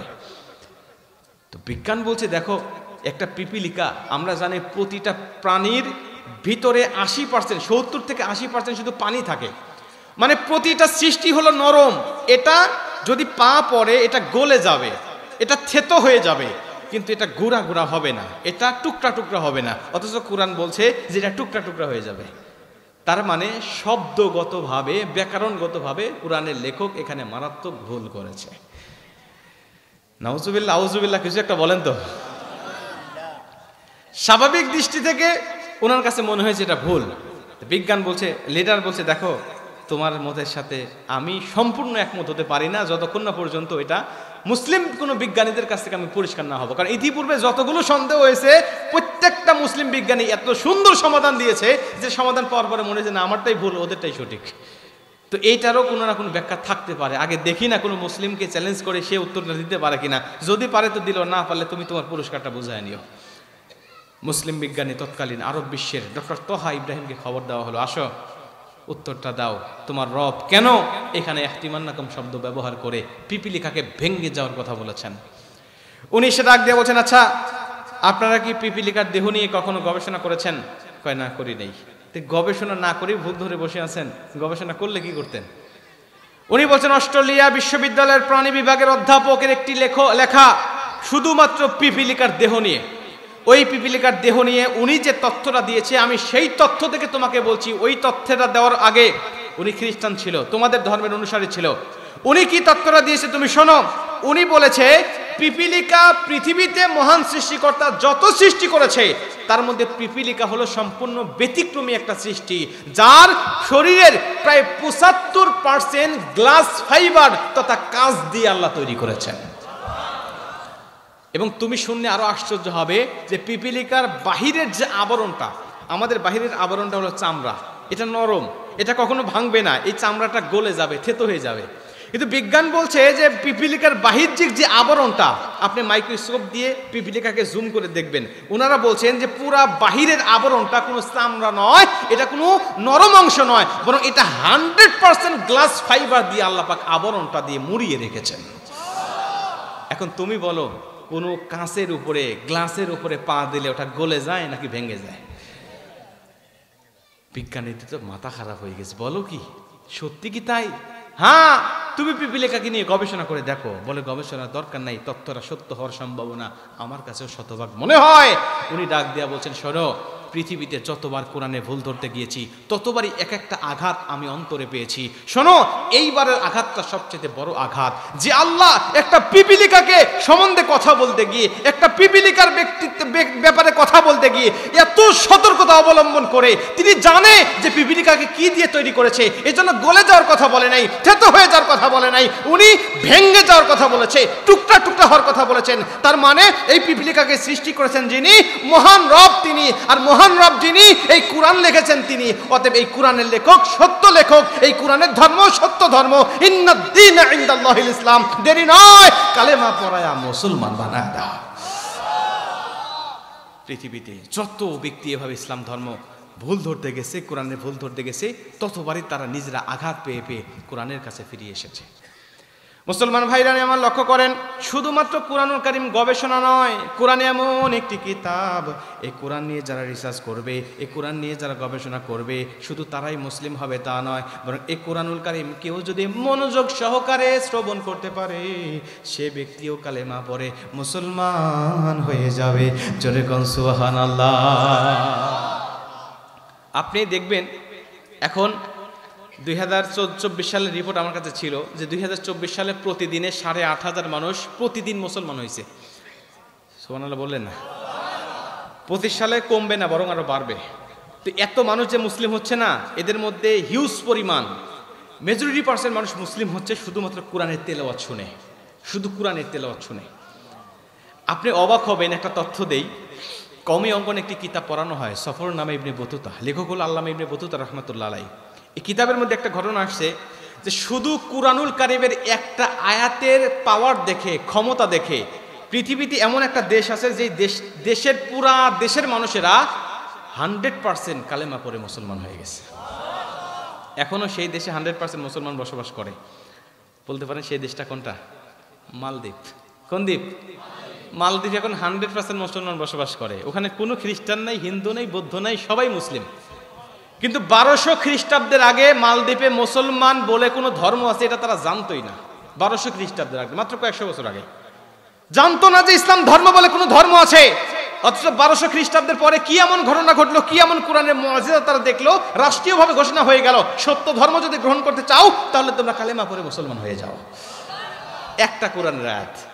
আল্লামা ইবনে বতুতা রহমাতুল্লাহ আলাইহি তিনি লেখেন যে আমি গোটা পৃথিবী প্রায় সফর করেছি। মালদ্বীপে যখন গিয়েছি, গিয়ে দেখি যে গোটা মালদ্বীপের মসজিদের থেকে মানে আজানের সুমধুর ধ্বনি আমার কর্ণকুহরকে মুখরিত করে দিচ্ছে। ভাই, শুধু কোরআনের তিলাওয়াত শুনে মানুষ মুসলমান হচ্ছে তা নয়, আজানের আওয়াজ শুনেও মানুষ মুসলমান হচ্ছে। আপনার নায়িকা জেনিফার গ্রাউটের নাম শুনে থাকবেন, গুগলে সার্চ দিয়ে দেখবেন, নায়িকা জেনিফার গ্রাউট, উনি গায়িকা। উনি 6 বছর বয়স থেকে গানে প্র্যাকটিস করেন। ওনার মা শিল্পী, বাবা শিল্পী। 6 বছর বয়স থেকে গানের উপরে প্র্যাকটিস ওনার চলে। 2011 সালে উনি মরক্কো সফরে আসছিলেন, শীতকালীন একটা সফরে। উনি এসে মরক্কোর প্রতিটা মসজিদ থেকে তিনি সুমধুর কণ্ঠের আজানের আওয়াজ শুনতে পেলেন।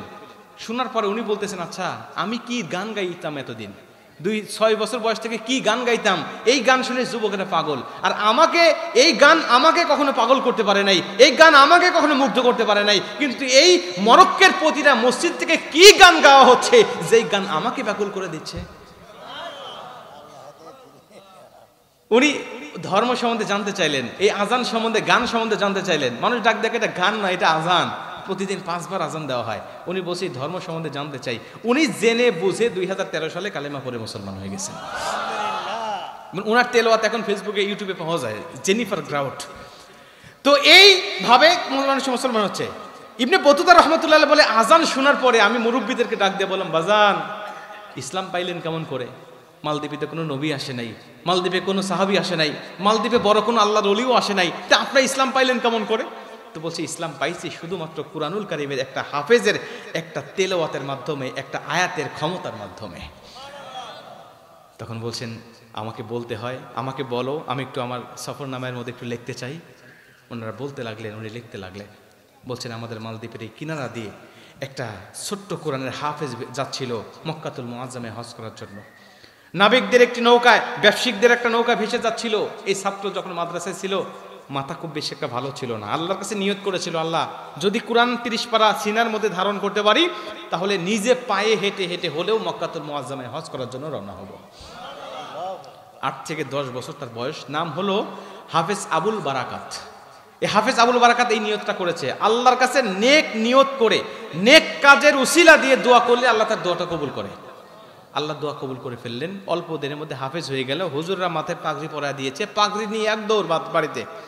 মা জড়িয়ে ধরলেন, বাবা কোরআনের হাফেজ হয়েছো আমার। তো মা যখন জড়িয়ে ধরেছে, হাফেজ আবুল বারাকাত বলে, মা বেশিক্ষণ জড়িয়ে রাখবেন না, একটু অনুমতি দেন। আমি নিয়ত করেছি যেদিন হাফেজ হব, যেদিন হুজুররা পাতায় পাগড়ি দিবে, ওদিন আমি হজ করার জন্য রওনা হব। মা বলছে, বাবা তুমি ছোট মানুষ, আবেগের বশে অনেক কথাই বলতে পারো, কিন্তু হজ করা তো এত সহজ নয়, এটা অনেক কষ্টসাধ্য ব্যাপার। মুসলমান ভাইরা আমার, হাফেজ আবুল বারাকাত ছোট্ট মানুষ ডাক দিয়ে কয়, মা আমি জানি অনেক কষ্টসাধ্য ব্যাপার, কিন্তু আপনি কুরআনুল কারীমের এই বক্তব্যটা কখনো শোনেন নাই। আল্লাহ পাক ডাক দিয়ে বলেছেন, আল্লাহ পাক ডাক দিয়ে বলে দিয়েছেন, ইন্নাল্লাযীনা ক্বালু রাব্বুনাল্লাহু সুম্মা ইসতাকামু তাতানাজ্জালু আলাইহিমুল মালায়েকা আল্লা তাখাফু ওয়া লা তাহজানু ওয়া আবশিরু বিল জান্নাহ। আল্লাহ পাক ডাক দিয়ে বলেন, রে পৃথিবীর মানুষ, তোমরা যদি আমি আল্লাহকে রব বলে স্বীকার করে নিতে পারো, ইস্তেকামত থাকতে পারো, আমি আল্লাহ পাকের কাছে বিপদে আপদে বালা মুসিবতে যদি সাহায্য চাইতে পারো, আমি আল্লাহ পাক ফেরেশতা দিয়ে তোমাদের সাহায্য করব। ফেরেশতা গিয়ে বলবে, আল্লাহ তাখাফু, কোনো ভয় নাই, ওয়ালা তাহজানু, কোনো টেনশন নাই, ওয়া আবশিরু বিল জান্নাহ, আমি তোমাকে শুধু সাহায্য করার জন্য এসেছি তা নয়, আমি তোমাকে জান্নাতের সুসংবাদ দিতে চাই। জোরে কোন সুবহানাল্লাহ। ছোট্ট হাফেজের কণ্ঠে কোরআনের এমন রেফারেন্স শুনে মা বড় খুশি হয়ে গেলেন, প্রাণ ভরে দোয়া করে দিলেন, বাবা তুমি চলে যাও, আমি আর বাধা দিব না, যেমন কথা তুমি বলেছো এই কথার পরে আর তোমাকে বাধা দিয়ে রাখা যাবে না। হাফেজ আবুল বারাকাত রেডি হয়ে গেলেন, মক্কার উদ্দেশ্যে রওনা হয়ে গেলেন। কিছুটা রাস্তায় তাকে যেতে হবে সাগরে, সাগর পাড়ি দিতে হবে, নৌকায় জলজাহাজে পার হতে হবে। নাবিকদের একটি নৌকা ভেসে যাচ্ছিল, তাকে দেখে নৌকায় তুলে নিল। এ মুসলমান বন্ধু, আমার লম্বা কথা সহজ করে আমি আপনাদের সংক্ষেপে বোঝানোর চেষ্টা করি। নৌকার উপরে যখন তিনি যাচ্ছিলেন, হাফেজ আবুল বারাকাত বলে কিছু দূর যাওয়ার পরে লক্ষ্য করে তাকিয়ে দেখি ওই পশ্চিম আকাশে কালো মেঘ ঘনাঘটা হয়ে গেল, মুহূর্তের মধ্যে টর্নেডো শুরু হয়ে গেল, ঘূর্ণিঝড় শুরু হয়ে গেল। নৌকার নিচের পানিগুলো নৌকার উপরে চলে আসতে লাগলো, বড় বড় ঢেউয়ের ধাক্কায় নৌকার তক্তাগুলো ভেঙে খানখান হয়ে যেতে লাগলো। হাফেজ আবুল বারাকাত বলে নৌকাটা ডুবে গেল, সবাই পানির নিচে চলে গেল।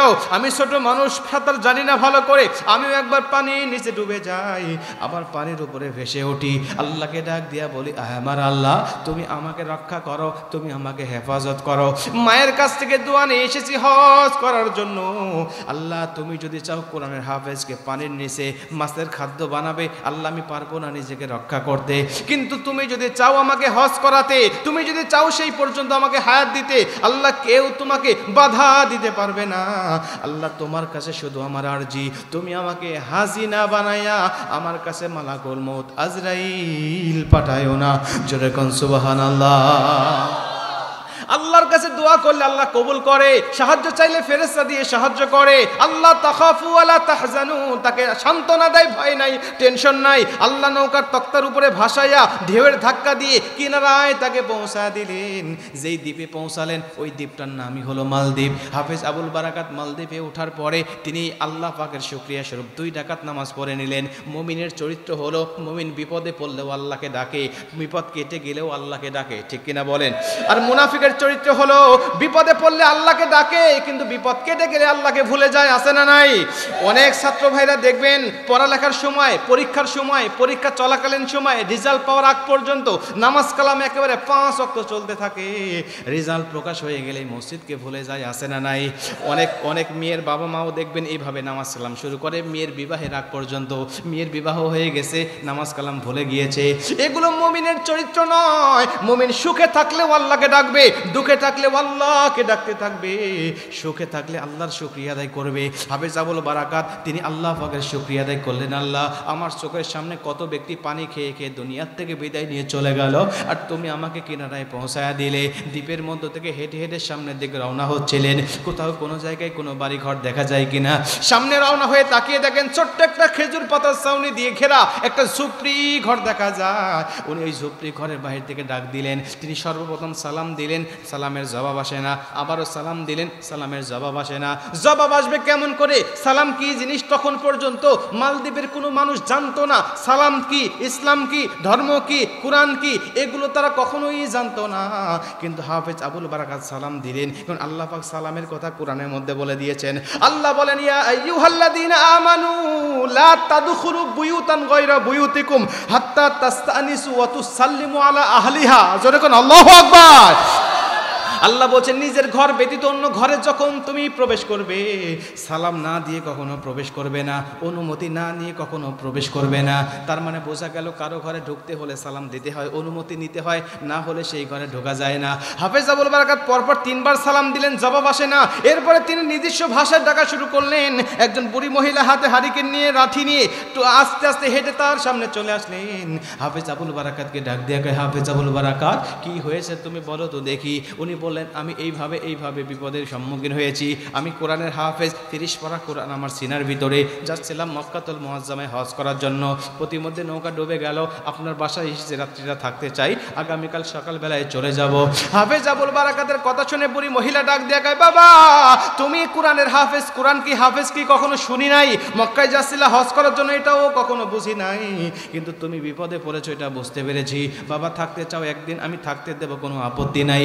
ঘরের মধ্যে নিয়ে গেলেন, ভেজা কাপড়গুলো চেঞ্জ করায় শুকনা কাপড় দিলেন, সেগুলো পরে ফেললেন। হাফেজ আবুল বারাকাত বলে, আমি শুকনা কাপড় পরিধান করে যেই রব আমাকে এত বিপদ থেকে মুক্তি দিল, ওই রবের কালাম থেকে গুনগুন গুনগুন করে তেলাওয়াত শুরু করে দিয়েছি। জোরে কোন সুবহানাল্লাহ। আমার তেলাওয়াত শুনে ওই বাড়িতে বসবাস করতে দুইজন মহিলা, ওই বুড়ি মহিলা আর তার যুবতী মেয়ে, এই দুজন মহিলা এসে আমার পাশে বসে গেলেন। আমার কুরআনুল কারীমের তেলাওয়াত একেবারে মন্ত্রমুগ্ধের মতো শুনতে লাগলেন। আমিও তেলাওয়াত করছি, সুর দিয়ে তেলাওয়াত করছি। হঠাৎ তেলাওয়াত শেষ হওয়ার পরে ওই বুড়ি মহিলা ডাক দেখে, বাবা জীবনে তো বহু ছড়া বহু কবিতা শুনেছি, তোমার কবিতা, তোমার ছড়া, তোমার পড়া এটা কেমন বলো, যেটা আমাদের হৃদয়টা নিজের অজান্তে প্রশান্তিতে ভরে দিচ্ছে। এটা কি তেলাওয়াত, কি পড়া তুমি বলো। হাফেজ আবুল বারাকাত বলে, মা ওই যে আপনি বললেন না কুরআন কি, হাফেজ কি বোঝেন না, এটা হলো সেই কোরআন, আমার রবের পক্ষ থেকে পাঠানো হয়েছে এই কুরআনুল কারীম আমার সিনার ভিতরে, আর সেখান থেকে কয়েকটা সূরা তেলাওয়াত করে আমি আপনাকে শোনায় দিলাম। হাফেজ আবুল বারাকাতের কথা শুনে মেয়েটি ডাক দেখে, বাবা তুমি একদিন থাকতে চাইছিলে না, একদিন না, তোমার কাছে যতদিন মনে হয়, যতদিন থাকতে চাও তুমি থাকতে পারো আমার বাড়িতে, কিন্তু তুমি সময় সুযোগ পেলেই এই কোরআন থেকে একটু তেলাওয়াত করে করে আমাদেরকে শুনিয়ে আমাদের অতৃপ্ত আত্মাকে একটু তৃপ্ত করে দিবে। সুবহানাল্লাহ। ইবনে বতুতা রাহমাতুল্লাহ আলাইহি একে একে 7 দিন পর্যন্ত হাফেজ আবুল বারাকাত থাকলেন এবং প্রতিদিনই তিনি কোরআনের তেলাওয়াত করলেন রাত্রিবেলায়। মা মেয়ে দুজনে শোনেন, কিন্তু 7তম দিনে রাত্রিবেলায় মা মেয়ে তার কাছে নাই, কোরআন তেলাওয়াত করে একা একা, দুজনের পাশে আসে না। হাফেজ আবুল বারাকাত দেখে দুজনেই একটা ঝুপড়ি ঘর, রান্নাঘরের মধ্যে বসে বসে দুজন মা মেয়ে গুনগুন গুনগুন করে কাঁদতেছে। উনি বুঝতে পারলেন হয়তো বা কোনো সমস্যা, কান্না তেলাওয়াত বন্ধ করে দিয়ে তার পাশে গিয়ে বলছেন, মা আমি আপনার বাসায় একাধারে 7 দিন পর্যন্ত আছি, এজন্য কি আপনার কষ্ট হয়, এজন্য কি আপনি কাঁদতেছেন, আগামীকাল সকাল হলে আমি চলে যাব, তবু কান্না বন্ধ করে। বুড়ি মহিলা ডাক দেখে, বাবারে তুমি আমার বাসায় আছো এজন্য কান্না করি না, কান্না করি অন্য একটা কারণে। ওই যে দেখো আমাদের একটা উপাসনালয় দেখা যায় যেটাকে মন্দির বলা হয়, এইখানে আমাদের রাষ্ট্রীয় নীতি হিসাবে প্রতি বছর একটা করে কুমারী মেয়ে দিতে হয়, যদি না দেই আমাদের মালদ্বীপের জানমালের অনেক ক্ষয়ক্ষতি হয়। এই কুমারী মেয়েটাকে রাত্রিবেলায় দুষ্ট জিন বা দুষ্ট আত্মা এসে তার রক্ত খেয়ে তাকে দুনিয়া থেকে বিদায় করে চলে যায়, পরের দিন রাষ্ট্রীয়ভাবে তার লাশটা বের করে চিতার আগুনে পুড়িয়ে দেওয়া হয়। বাবারে আগামীকালকে পালাক্রমে যে মেয়েটার নাম এসেছে ওই মেয়েটা আর কেউ নয়, আমার একমাত্র মেয়ে, যে 7 দিন পর্যন্ত তোমার পাশে বসে বসে তোমার কোরআন থেকে তেলাওয়াত শুনতেছিল, ওই মেয়েটাকে আগামীকাল সেই মন্দিরের মধ্যে দিতে হবে। ইবনে বতুতা রাহমাতুল্লাহ আলাইহি বলেন যে এই কথা শোনার পরে হাফেজ আবুল বারাকাত নিস্তব্ধ হয়ে গেল, একদম নীরব। কি উত্তর দিবে ওনার কাছে ভাষা জানা নাই, কিভাবে সান্ত্বনা দিবে এই ভাষাটা তার কাছে জানা নাই। উনি নিস্তব্ধ নীরব হয়ে ভাবলেন, কিছুক্ষণ পরে ডাক দিয়ে বলেন, মা আমি যদি আপনার মেয়েকে ওই মন্দির থেকে রক্ষা করতে পারি, আপনার মেয়ের জীবনটা যদি রক্ষা করতে পারি, তাহলে কি আপনি কান্না বন্ধ করবেন না? বুড়ি মহিলা ডাক দিয়ে বলেন, বাবা তুমি ছোট মানুষ, আবেগের বসে অনেক কথা বলতে পারো, কিন্তু এটা তোমার পক্ষে সম্ভব নয়, কারণ এটা রাষ্ট্রীয় নিয়ম হিসাবে পরিচালিত হচ্ছে। আগামীকাল সকাল হলেই দেখবে প্রশাসনের লোকেরা এসে আমার এই মেয়েটাকে নিয়ে চলে যাবে, তুমি কিভাবে রক্ষা করবে? হাফেজ আবুল বারাকাত ডাক দিয়ে বলেন, মা আপনার রাষ্ট্রীয় নিয়ম যতই শক্ত হোক না কেন, আপনার রাষ্ট্রের নিয়ম যতই করা হোক না কেন, আপনার রাষ্ট্রের নিয়ম যতই শক্তিশালী হোক না কেন, আমার এই কুরআনুল কারীমের ক্ষমতার কাছে একেবারেই নগণ্য। জোরে কোন আল্লাহু আকবার। আমি কুরআনুল কারীমের ক্ষমতায়, আমি আল্লাহ রাসূলের আদর্শের বলে শুধু আপনার মেয়েকে নয়, বরং কিয়ামত পর্যন্ত এই মন্দির থেকে মেয়ে দেওয়া প্রথা আমি হাফেজ আবুল বারাকাত বন্ধ করে দিয়ে যাব। মেয়েটি বলছেন, বাবা যদি এরকম সত্যি হয়ে থাকে তাহলে আমি কথা দিলাম আমরা মা মেয়ে দুজনেই তোমার হাতে হাত থেকে তোমার ধর্ম গ্রহণ করে কালেমা পড়ে মুসলমান হয়ে যাব। হাফেজ আবুল বারাকাত একটু স্বস্তি পাইলেন, একটু আশা পাইলেন যে আল্লাহ হয়তো বা এজন্যই আমাকে নৌকা ডুবাইয়া এই মালদ্বীপে নিয়ে আসছে। হাফেজ আবুল বারাকাতের কথা শুনে মেয়েটি ডাক দিয়ে বলছে, বাবা আগামীকালকে তো আসবে মেয়েরা, মেয়েটাকে নেওয়ার জন্য প্রশাসনের লোকেরা, তুমি তো ছেলে মানুষ, তোমাকে নিবে না, তুমি কেমনে যাবে? বলছে, মা আমি হিকমত অবলম্বন করব, আমার বোনের পোশাকটা আমাকে পরায় দিবেন, আমি ছোট মানুষ, দাড়ি মোছ কিচ্ছু নাই, আমাকে বুঝতে পারবে না, ওর পোশাকটা পরিধান করলে আমাকে মেয়ের মতোই মনে হবে, শুধু মন্দির ঢোকা পর্যন্ত এই পোশাকটা আমার কাছে থাকবে, ওখানে গিয়ে আমি খুলে ফেলে তারপরে আমি আসল কাজটা শুরু করব, আমার কোরআনের ক্ষমতাটা বাস্তবায়ন করব। বলেন কোরআনের ক্ষমতা আছে না নাই? কোরআনের ক্ষমতা আছে না নাই? কোরআনের ক্ষমতা যার সাথে থাকে, বা কোরআন যে ব্যক্তি কোরআন দিয়ে জীবনটা পরিচালনা করে, যে ব্যক্তি কোরআন দিয়ে সমাজ পরিচালনা করে, যে ব্যক্তি কোরআন দিয়ে তার সংসার পরিচালনা করে, যে ব্যক্তি কোরআন দিয়ে তার রাষ্ট্র পরিচালনা করে, বলেন সেই রাষ্ট্র, সেই সমাজ, সেই সংসার, সেই ব্যক্তিরও ক্ষমতা বাড়ে নাকি কমে? কিন্তু কোরআনের ক্ষমতা তো আমরা দেখাতে চাই না, আমরা সবাই নিজের ক্ষমতা দেখাতে বড় ব্যস্ত, ঠিক না বেঠিক? এক লোক নতুন বিয়ে করছে, বিয়ে করার পরে বাসর রাতে বউকে ডাক দেখে, বউ আমি কিন্তু সরকারি চাকরি করি, অতএব তুমি আমার সাথে কথা বলার সময় খুব সাবধানে কথা বলবে, খুব হুঁশিয়ার, খুব নম্র ভদ্র হয়ে কথা বলবে। মেয়েটা তো অবাক, আপনি সরকারি চাকরি করেন আর আমার মা বাবা মাকে এতদিন বলেই নাই। যেই জামানার মেয়েদের সবার স্বপ্ন থাকে একটা সরকারি চাকরিজীবীওয়ালা ছেলেকে বিয়ে করবে, আর আমি তো জানতাম না আপনি সরকারি চাকরি করেন, না জানতে সরকারি চাকরিজীবী ছেলে পাইছি, তাইলে আমার মতো সুখী আর কি হতে পারে? সারা জীবন আপনার পায়ে পড়ে থাকবো, তবুও আপনার মুখের উপরে কথা বলবো না। তবে প্রশ্ন একটা, আপনি কি চাকরি করেন এটা একটু বলেন। তো উনি ডাক দিয়ে বলছে, শোনো, আপনারা কি ট্রেনের লাইন দেখছেন কখনো? বলাই তো ট্রেন নাই, তো ঢাকায় গেলে দেখছেন অনেকেই। ওই ট্রেনের লাইনের পাশে একটা পার্শ্ব রাস্তা থাকে, তো ওই রাস্তার পাশে আমি দাঁড়িয়ে থাকি। যখন ওই পার্শ্ব রাস্তা দিয়ে যখন মানুষ চলাচল করে, ট্রেন আসলে আমি বাস নামায় দিই, ট্রেন চলে গেলে আমি বাস উঠায় দিই। ও, আপনি গেটম্যান? কয়, তুই আমাকে গেটম্যান বলে এমন তাচ্ছিল্য করতেছিস, তুই জানিস আমার ক্ষমতা কত? একটা গেটম্যানের আর কি ক্ষমতা থাকতে পারে? কয়, তোকে তাফসির করলে তুই বুঝবি না, আগামীকাল সকালে নিয়ে যাবো, চোখে তোকে দেখাবো যে আমার ক্ষমতা কত।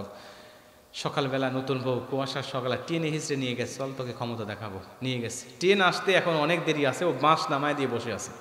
হাজার হাজার ভ্যান, রিক্সা, মোটরসাইকেল সব লাইন হয়ে দাঁড়িয়ে আছে। ও ডাক দেখ, দেখ তুই যে বিশ্বাস করতেছিলি না আমার ক্ষমতা কত, শুধু একটা বাস নামায় দিয়েছি বলে সবাই লাইন হয়ে দাঁড়িয়ে আছে, কেউ আমাকে কিচ্ছু বলে না।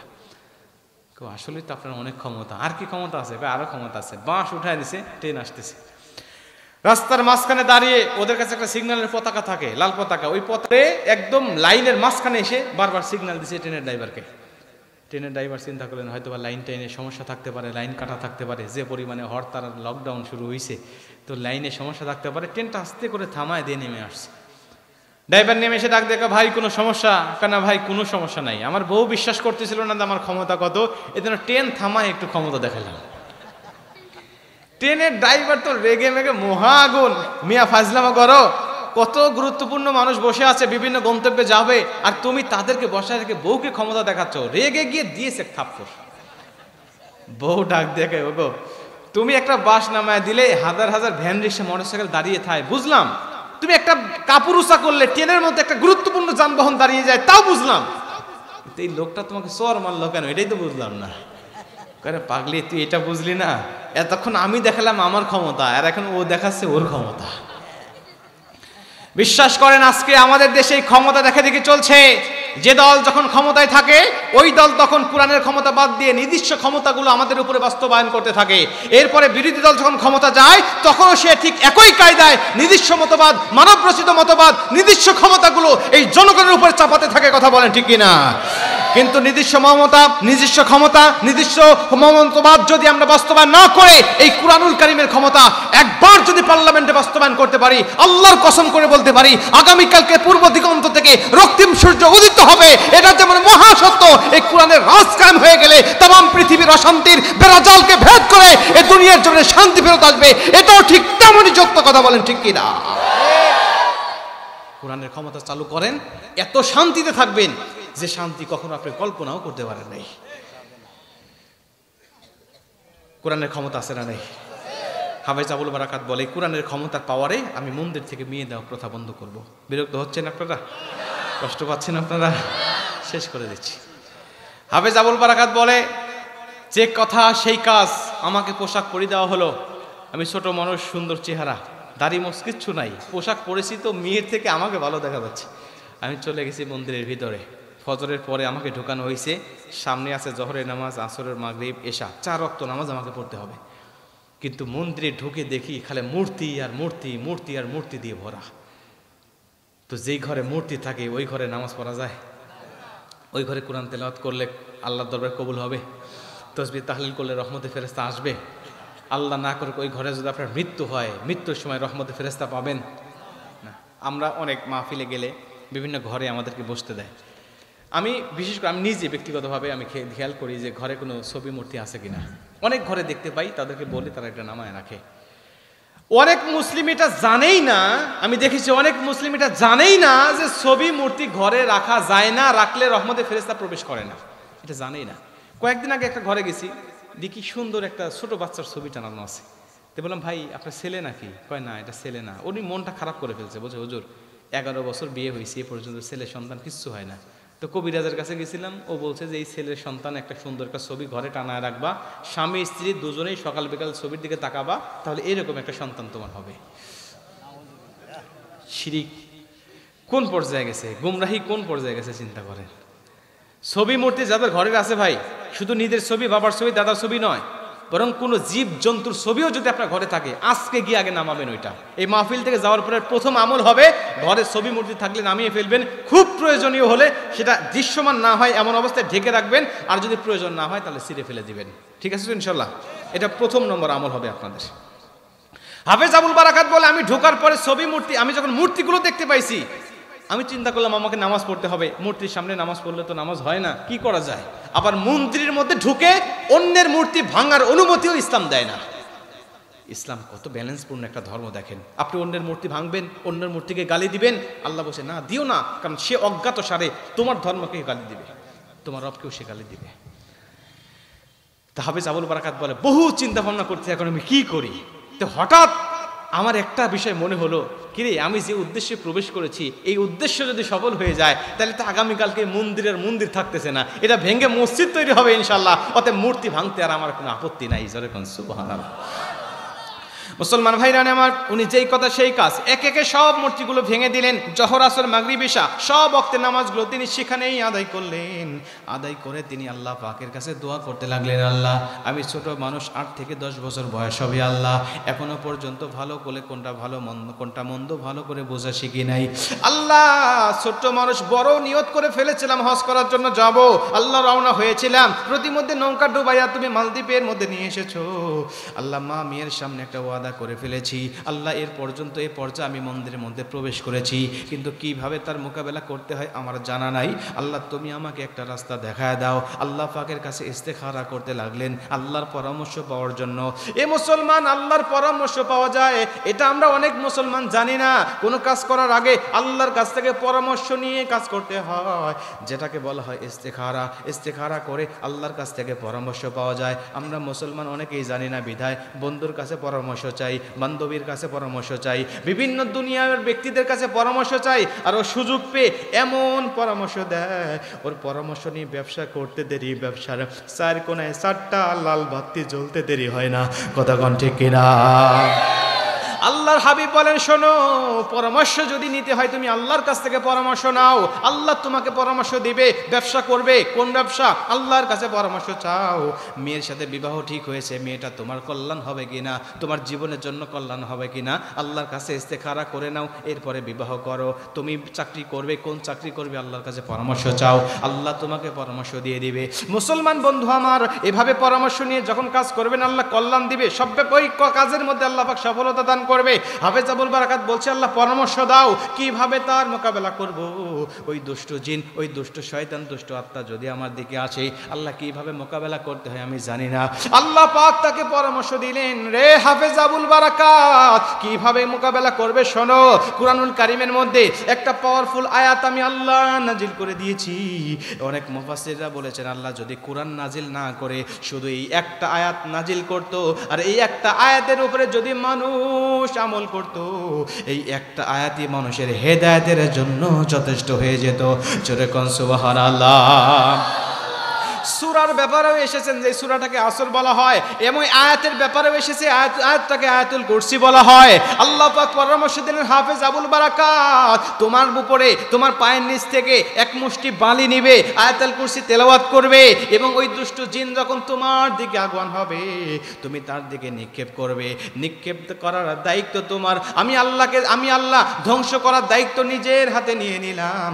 হাফেজ আবুল বারাকাত বলে, আমি আল্লাহ পাকের কথা চিন্তা করে, আমার অন্তরে যে কথাটা আমার জারি হয়েছে সেটাকে চিন্তা ভাবনা করে আমি অপেক্ষা করতেছিলাম কখন সেটা আসবে আর আমি কখন তার মোকাবেলা করব।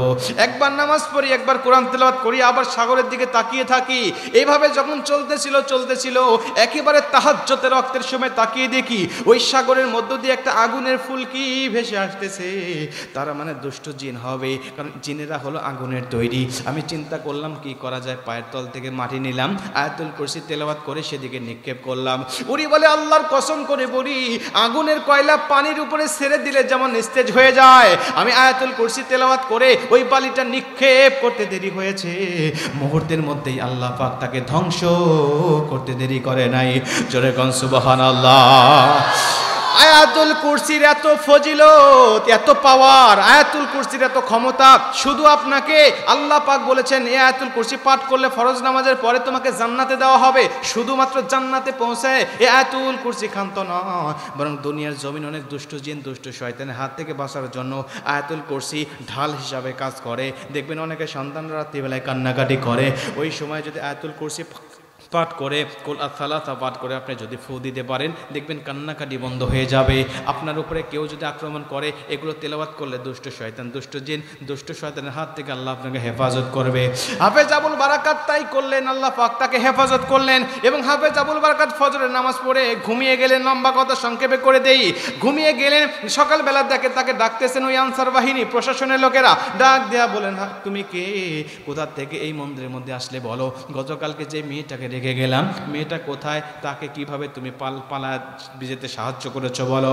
উনি ডাক দেয়া বলেন, কোনো মেয়েকে গতকালকে রেখে যান নাই, ওই যে পোশাকটা দেখতে পাচ্ছেন ওটা পরিধান করেই আমি এখানে প্রবেশ করেছিলাম। ভিতরে আমার পাঞ্জাবি পাজামা ছিল, এগুলো পরিধান করে আপনাদেরকে সুসংবাদ দিতে চাই, আপনারা প্রতিটা বছর একটা করে মেয়ের জীবন নষ্ট করেছেন, আগামী বছর থেকে আর কোনো মেয়ে দেওয়া লাগবে না। যেই ব্যক্তি বা যেই আত্মা, যেই দুষ্ট শয়তান আপনাদের একটা মেয়ের জীবন নষ্ট করে দিত, আমি হাফেজ আবুল বারাকাত কুরআনুল কারীমের ক্ষমতায় তাকে দুনিয়া থেকে শেষ করে দিয়েছি। জোরে কোন আল্লাহু আকবার। উনি বলেন, আমার কথা তারা বিশ্বাস করলো না, আমাকে জেরা করতে লাগলো। এক পর্যায়ে আমাকে নিয়ে প্রেসিডেন্টের কাছে নিয়ে চলে গেল, সরকার প্রধানের কাছে নিয়ে ডাক দেয়া বলেন, সরকার প্রধান এই বালক এই দাবি করতেছে, গতকালকে এই ঘটনা ঘটে গেছে এবং এই কথাতে সে সত্যবাদী কিনা আপনি একটু যাচাই করে দেখেন। হাফেজ আবুল বারাকাতকে বিভিন্নভাবে জেরা করা হলো, তিনি বলছেন আমি যে কোনো পরীক্ষা দিতে রাজি আছি যে আমার দাবিতে আমি সত্যবাদী।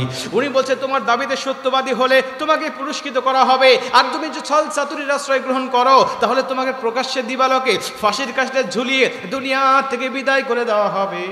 হাফেজ আবুল বারাকাত বলে, আমি যে কোনো পরীক্ষা দিতে রাজি আছি, আমাকে কি পরীক্ষা দিতে হবে আমাকে বলেন। প্রেসিডেন্ট ডাক দেয়া বলেন, আগামী 1 বছর তোমাকে এই মালদ্বীপে থাকতে হবে, আমাদের দেখব এই 1 বছরের ব্যবধানে কোনো জানমালের ক্ষয়ক্ষতি হয় কিনা, এবং আগামী বছর এই দিনটা যখন আসবে আমরা একটা কুমারী মেয়েকে মন্দিরের মধ্যে ঢুকিয়ে দেব।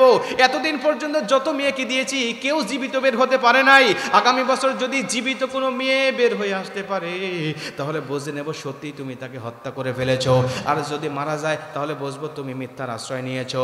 অতএব 1 বছর পর্যন্ত তোমাকে এখানে থাকতে হবে। হাফেজ আবুল বারাকাত বলে, আমার কোনো আপত্তি নাই, কিন্তু নির্দিষ্ট দিনে নির্দিষ্ট সময় নির্দিষ্ট ইবাদতের মাধ্যমে করতে হয়। অতএব এই সময় চলে গেলে আমি হজ করতে পারবো না, আমি হজ করে আসার অনুমতি আপনার কাছে চাই।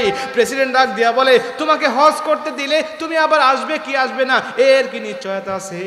অতএব তোমাকে একা একা হজ করতে দিতে পারি না, আমি রাষ্ট্রীয় খরচে রাষ্ট্রীয় মেহমান বানায়া তোমাকে হজ করায় আনি আসবো।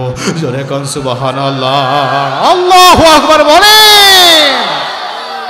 ইন্নাল্লাযীনা ক্বালু রাব্বুনাল্লাহু থুম্মা ইসতাকামু তাতানাজ্জালু আলাইহিমুল মালায়েকা। আল্লাহর উপরে রব বলে আল্লাহর উপরে ইস্তেকামত থাকলে আল্লাহ এমন ভাবে আপনাকে সাহায্য করবে আপনি নিজেও টের পাবেন না যে কোন দিক থেকে আমার সাহায্য করা হলো। আপনি যেটা চাইছেন তার থেকে উত্তম কিছু আপনাকে দেওয়া হবে। আপনি পৃথিবীতে জন্মগ্রহণ করার পরে আজ পর্যন্ত যত দোয়া করেছেন প্রত্যেকটা দোয়া আপনার কবুল হয়েছে। আজ পর্যন্ত শোনেন, একটা তথ্য দেই, আজ পর্যন্ত আপনি যত দোয়া করেছেন আল্লাহর কাছে প্রত্যেকটা দোয়া আপনার কবুল হয়েছে। শুধু সময়ের অপেক্ষায় এটা ফলবে। আল্লাহ আপনার থেকে উত্তম পরিকল্পনাকারী। আল্লাহ জানে বান্দাকে কখন কোথায় কিভাবে দিলে বান্দার জন্য কল্যাণকর হবে। আল্লাহ ঠিক সঠিক সময়ে আল্লাহ ওই দোয়াটা আপনার কাছে ফেরত দিবে। অনেকে হাল ছেড়ে দেন, দোয়া করতে করতে ক্লান্ত হয়ে যান যে আল্লাহ মনে হয় আমাকে আর চোখে দেখতেছে না। অনেকে পেরেশান হয়ে যান, কিন্তু পেরেশান হয়েন না, আল্লাহ এমন সময় আপনাকে দিবে আপনি নিজে দেখে খুশি হয়ে যাবেন। ওয়ালা সাউফা ইউতিকা রাব্বুকা ফাতারদা, অচিরেই তোমার রব তোমাকে এমন কিছু দিবে যেটা দেখেই তুমি সন্তুষ্ট হয়ে যাবে। সুবহানাল্লাহ বলেন। ধৈর্য হারাবেন না। হাফেজ আবুল বারাকাত বলে, রাষ্ট্রীয়ভাবে আমাকে হজ করায় নিয়ে আসলো। নিয়ে আসার পরে আমি বললাম, দেখেন আমার মা বিধবা মানুষ, আমার বাবা দুনিয়াতে জীবিত নাই, হজ করে নির্দিষ্ট সময় আমার বাড়িতে যাওয়ার কথা, কিন্তু আমি যদি না যাই আমার মা স্ট্রোক করে মারা যাবে। তো আমার মাকে নিয়ে আসেন, এই 1 বছর আমার মা আমার সাথে থাকবে। মাকে নিয়ে আসা হলো রাষ্ট্রীয় মেহমান হিসাবে। 1 বছর পর্যন্ত ছেলে মা দুজনেই ওই মালদ্বীপের মেহমান হিসাবে থাকতে লাগলো। আল্লাহর রহমতে 1 বছরে কোনো ক্ষয়ক্ষতি নাই, কোনো সমস্যা নাই, কোনো রকম জানমালের কোনো ক্ষয়ক্ষতি নাই, নিশ্চিন্তে শান্তিতে বসবাস করলো। ওই নির্ধারিত সময় যখন চলে আসলো, ওই দিনে ওই মেয়েটাকে ঢোকানো হবে যে মেয়েটাকে গত বছর ঢোকানোর কথা ছিল। কিন্তু ইবনে বতুতা বলে এই 1 বছরের ব্যবধানে ওই মা মেয়ে দুজনেই গোপনে কালেমা পড়ে মুসলমান হয়ে গেছে। এখন মেয়েটাকে মন্দিরে ঢোকানো হচ্ছে। মেয়েটা, আপনি যতই আপনার সমস্যা থাকুক, আপনি যদি শরীর বন্ধ করে রাখতে পারেন, রাতের আধারে আপনি যে কোনো জায়গায় যান না কেন, দুষ্ট জিনের বাবারও ক্ষমতা নেই আপনাকে আসর করা। শরীর বন্ধ করা কিন্তু খুব বেশি কষ্টের নয়। আমরা তো কবিরাজের কাছে দৌড়াই। ইমাম সাহেবকে রাত্রিবেলায় 3টার সময় জাগ্রত করে তুলি যে একটু পানি পরে দেন, আমার সন্তান কান্নাকাটি করতেছে। ভাই, আমাদের ধর্ম তো ওই অন্যান্য ধর্মের মতো নয় যে ব্রাহ্মণের সন্তানই শুধু জানবে আর একটা কৃষকের সন্তান জানবে না, তা নয়। ইসলাম সব ওপেন করে দিয়েছে। একজন মুহাদ্দিস, একজন মুফাসসির, একজন আলেম যা জানবে, একটা কৃষকের সন্তানও একই রকম জানবে। এটা ফরজ। কথা কোন ঠিক কিনা? কোনো গোপন নাই, ইসলামে কিচ্ছু গোপন নাই। একজন আলেম কি পরে পানি ফু দেয় আপনি নিজেও জানতে পারবেন, নিজেরও স্বাধীনতা আছে। উনি পরে ফু দিলে যেমন কাজ করবে, আপনি পরে ফু দিলে একই রকম কাজ করবে। আপনি শরীর বন্ধ রাখবেন। নবীজি বলছে শরীর বন্ধ করার জন্য আমি নিজে বন্ধ করতাম প্রতিদিন শোয়ার আগে।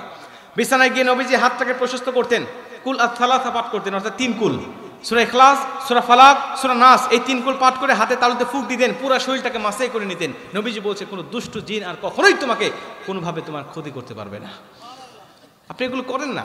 রাত্রিবেলায় সন্তান কান্নাকাটি করে, রাত্রিবেলায় কান্না থামানোর জন্য ইমাম সাহেবের কাছে আসার দরকার নেই। সূরা ফাতিহা পড়েন, সূরা ফাতিহা পড়েন, আয়াতুল কুরসি পড়েন আর 3 কুল পাঠ করেন। যদি পারেন আয়াতে শিফা 6টা পাঠ করেন। ওয়াইশফি সুদুর কওমিল মুমিনিন ওয়া শিফাউল লিমা ফিস সুদুর ইখরুজু মিন বুতুলিহা শারাবুন মুখতালিফুন আলওয়ানুহু ফীহি শিফাউল লিন্নাস ওয়া নুনাজ্জিলু মিনাল কুরআনি মা হুয়া শিফাউ ওয়া রাহমাতুল লিল মুমিনিন ওয়া ইযা মারিদতু ফাহুয়া ইয়াশফিন কুল হুয়া লিল লাযিনা আমানু হুদান ওয়া শিফা। এই 6টা আয়াত আছে, শিফা, আয়াতে শিফা। পারলে এই 6টা আয়াত মুখস্থ করে নেন। এগুলো পাঠ করে পানিতে ফুঁক দিয়ে আপনার সন্তানকে খাওয়া দেন। যদি সন্তান না খাইতে চায়, আপনি নিজে পাঠ করে সন্তানের দম করেন, ফুঁক দেন। আল্লাহর কসম, আগুনের কয়লা পানিতে ছেড়ে দিলে যেমন নিস্তেজ হয়ে যায়, আপনার সন্তানের কান্না ঠিক একই রকম নিস্তেজ হয়ে যাবে। ইসলাম সব ওপেন করে দিয়েছে, সব ওপেন। আপনি মানবেন আর আপনার শান্তি আপনি লুফিয়ে দিবেন আল্লাহর কাছ থেকে। হাফেজ আবুল বারাকাত বলে, আমি তাকে শিখাই দিই, শরীর বন্ধ করে যাবে মন্দিরের মধ্যে, কেউ তোমার ক্ষতি করতে পারবে না। আর ক্ষতি করবে কে? সে তো শেষ হয়ে গেছে 1 বছর আগে। তাকে তো 1 বছর আগে শেষ করে দিয়েছি, সে তো থাকবে না। যদি অন্য কেউ ডিস্টার্ব করতে চায় তাও পারবে না, শরীরটা বন্ধ রাখবে। যেখানে জীবন মরণের খেলা চলতেছে, একটু সাবধান সতর্কতা হওয়াটাই স্বাভাবিক। দিয়ে দিয়েছেন। হাফেজ আবুল বারাকাত বলে, পরের দিন সকালবেলা টান টান উত্তেজনা অবস্থা বিরাজ করছে, সবাই দেখতে আসছে কি হয়। জীবন মরণ খেলা। যদি মৃত বের হয়, ছেলেটাকেও ফাঁসির কাস্টে ঝোলানো হবে, যদি জীবিত হয় পুরস্কৃত করা হবে। কি এটা দেখার জন্য বের করে দিলেন। সকালবেলা খুলে দেখে মেয়েটা সেজদায় পড়ে আছে। সুবহানাল্লাহ। বের করা হলো, কি ব্যাপার, তোমার কাছে কেউ আসে নাই? কেউ হত্যা করতে আসে নাই? রক্ত খাওয়ার জন্য আসে নাই? কেউ তোমাকে হুমকি দেয় নাই? মেয়েটি বলছে, কে হুমকি দিবে বলো?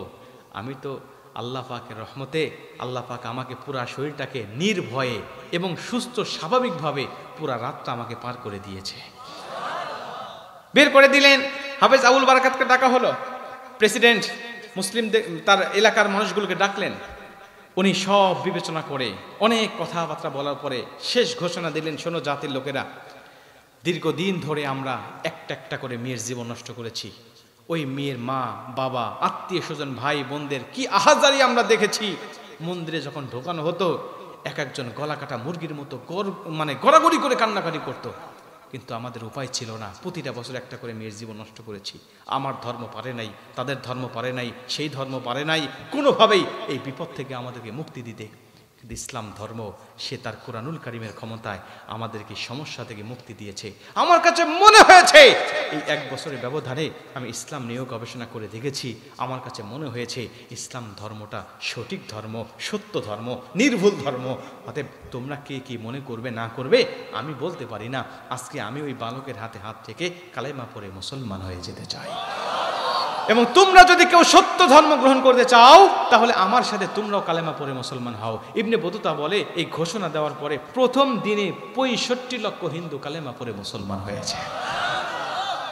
এবং আজ মালদ্বীপে 100% মুসলমান বসবাস করে, শুধুমাত্র কুরআনুল কারীমের পাওয়ারে, কুরআনুল কারীমের ক্ষমতায়। জোরে কোন সুবহানাল্লাহ। এখন বলেন, তাহলে কোরআনের ক্ষমতা আছে না নাই?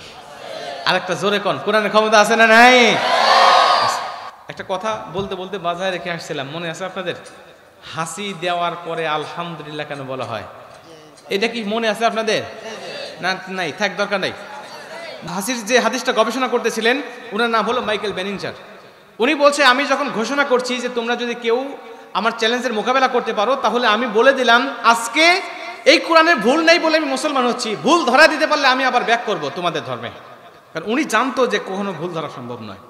তখন বিজ্ঞানীরা বলছে, ঠিক আছে বলো তুমি কেন মুসলমান হতে চাচ্ছ, কি পেয়েছো?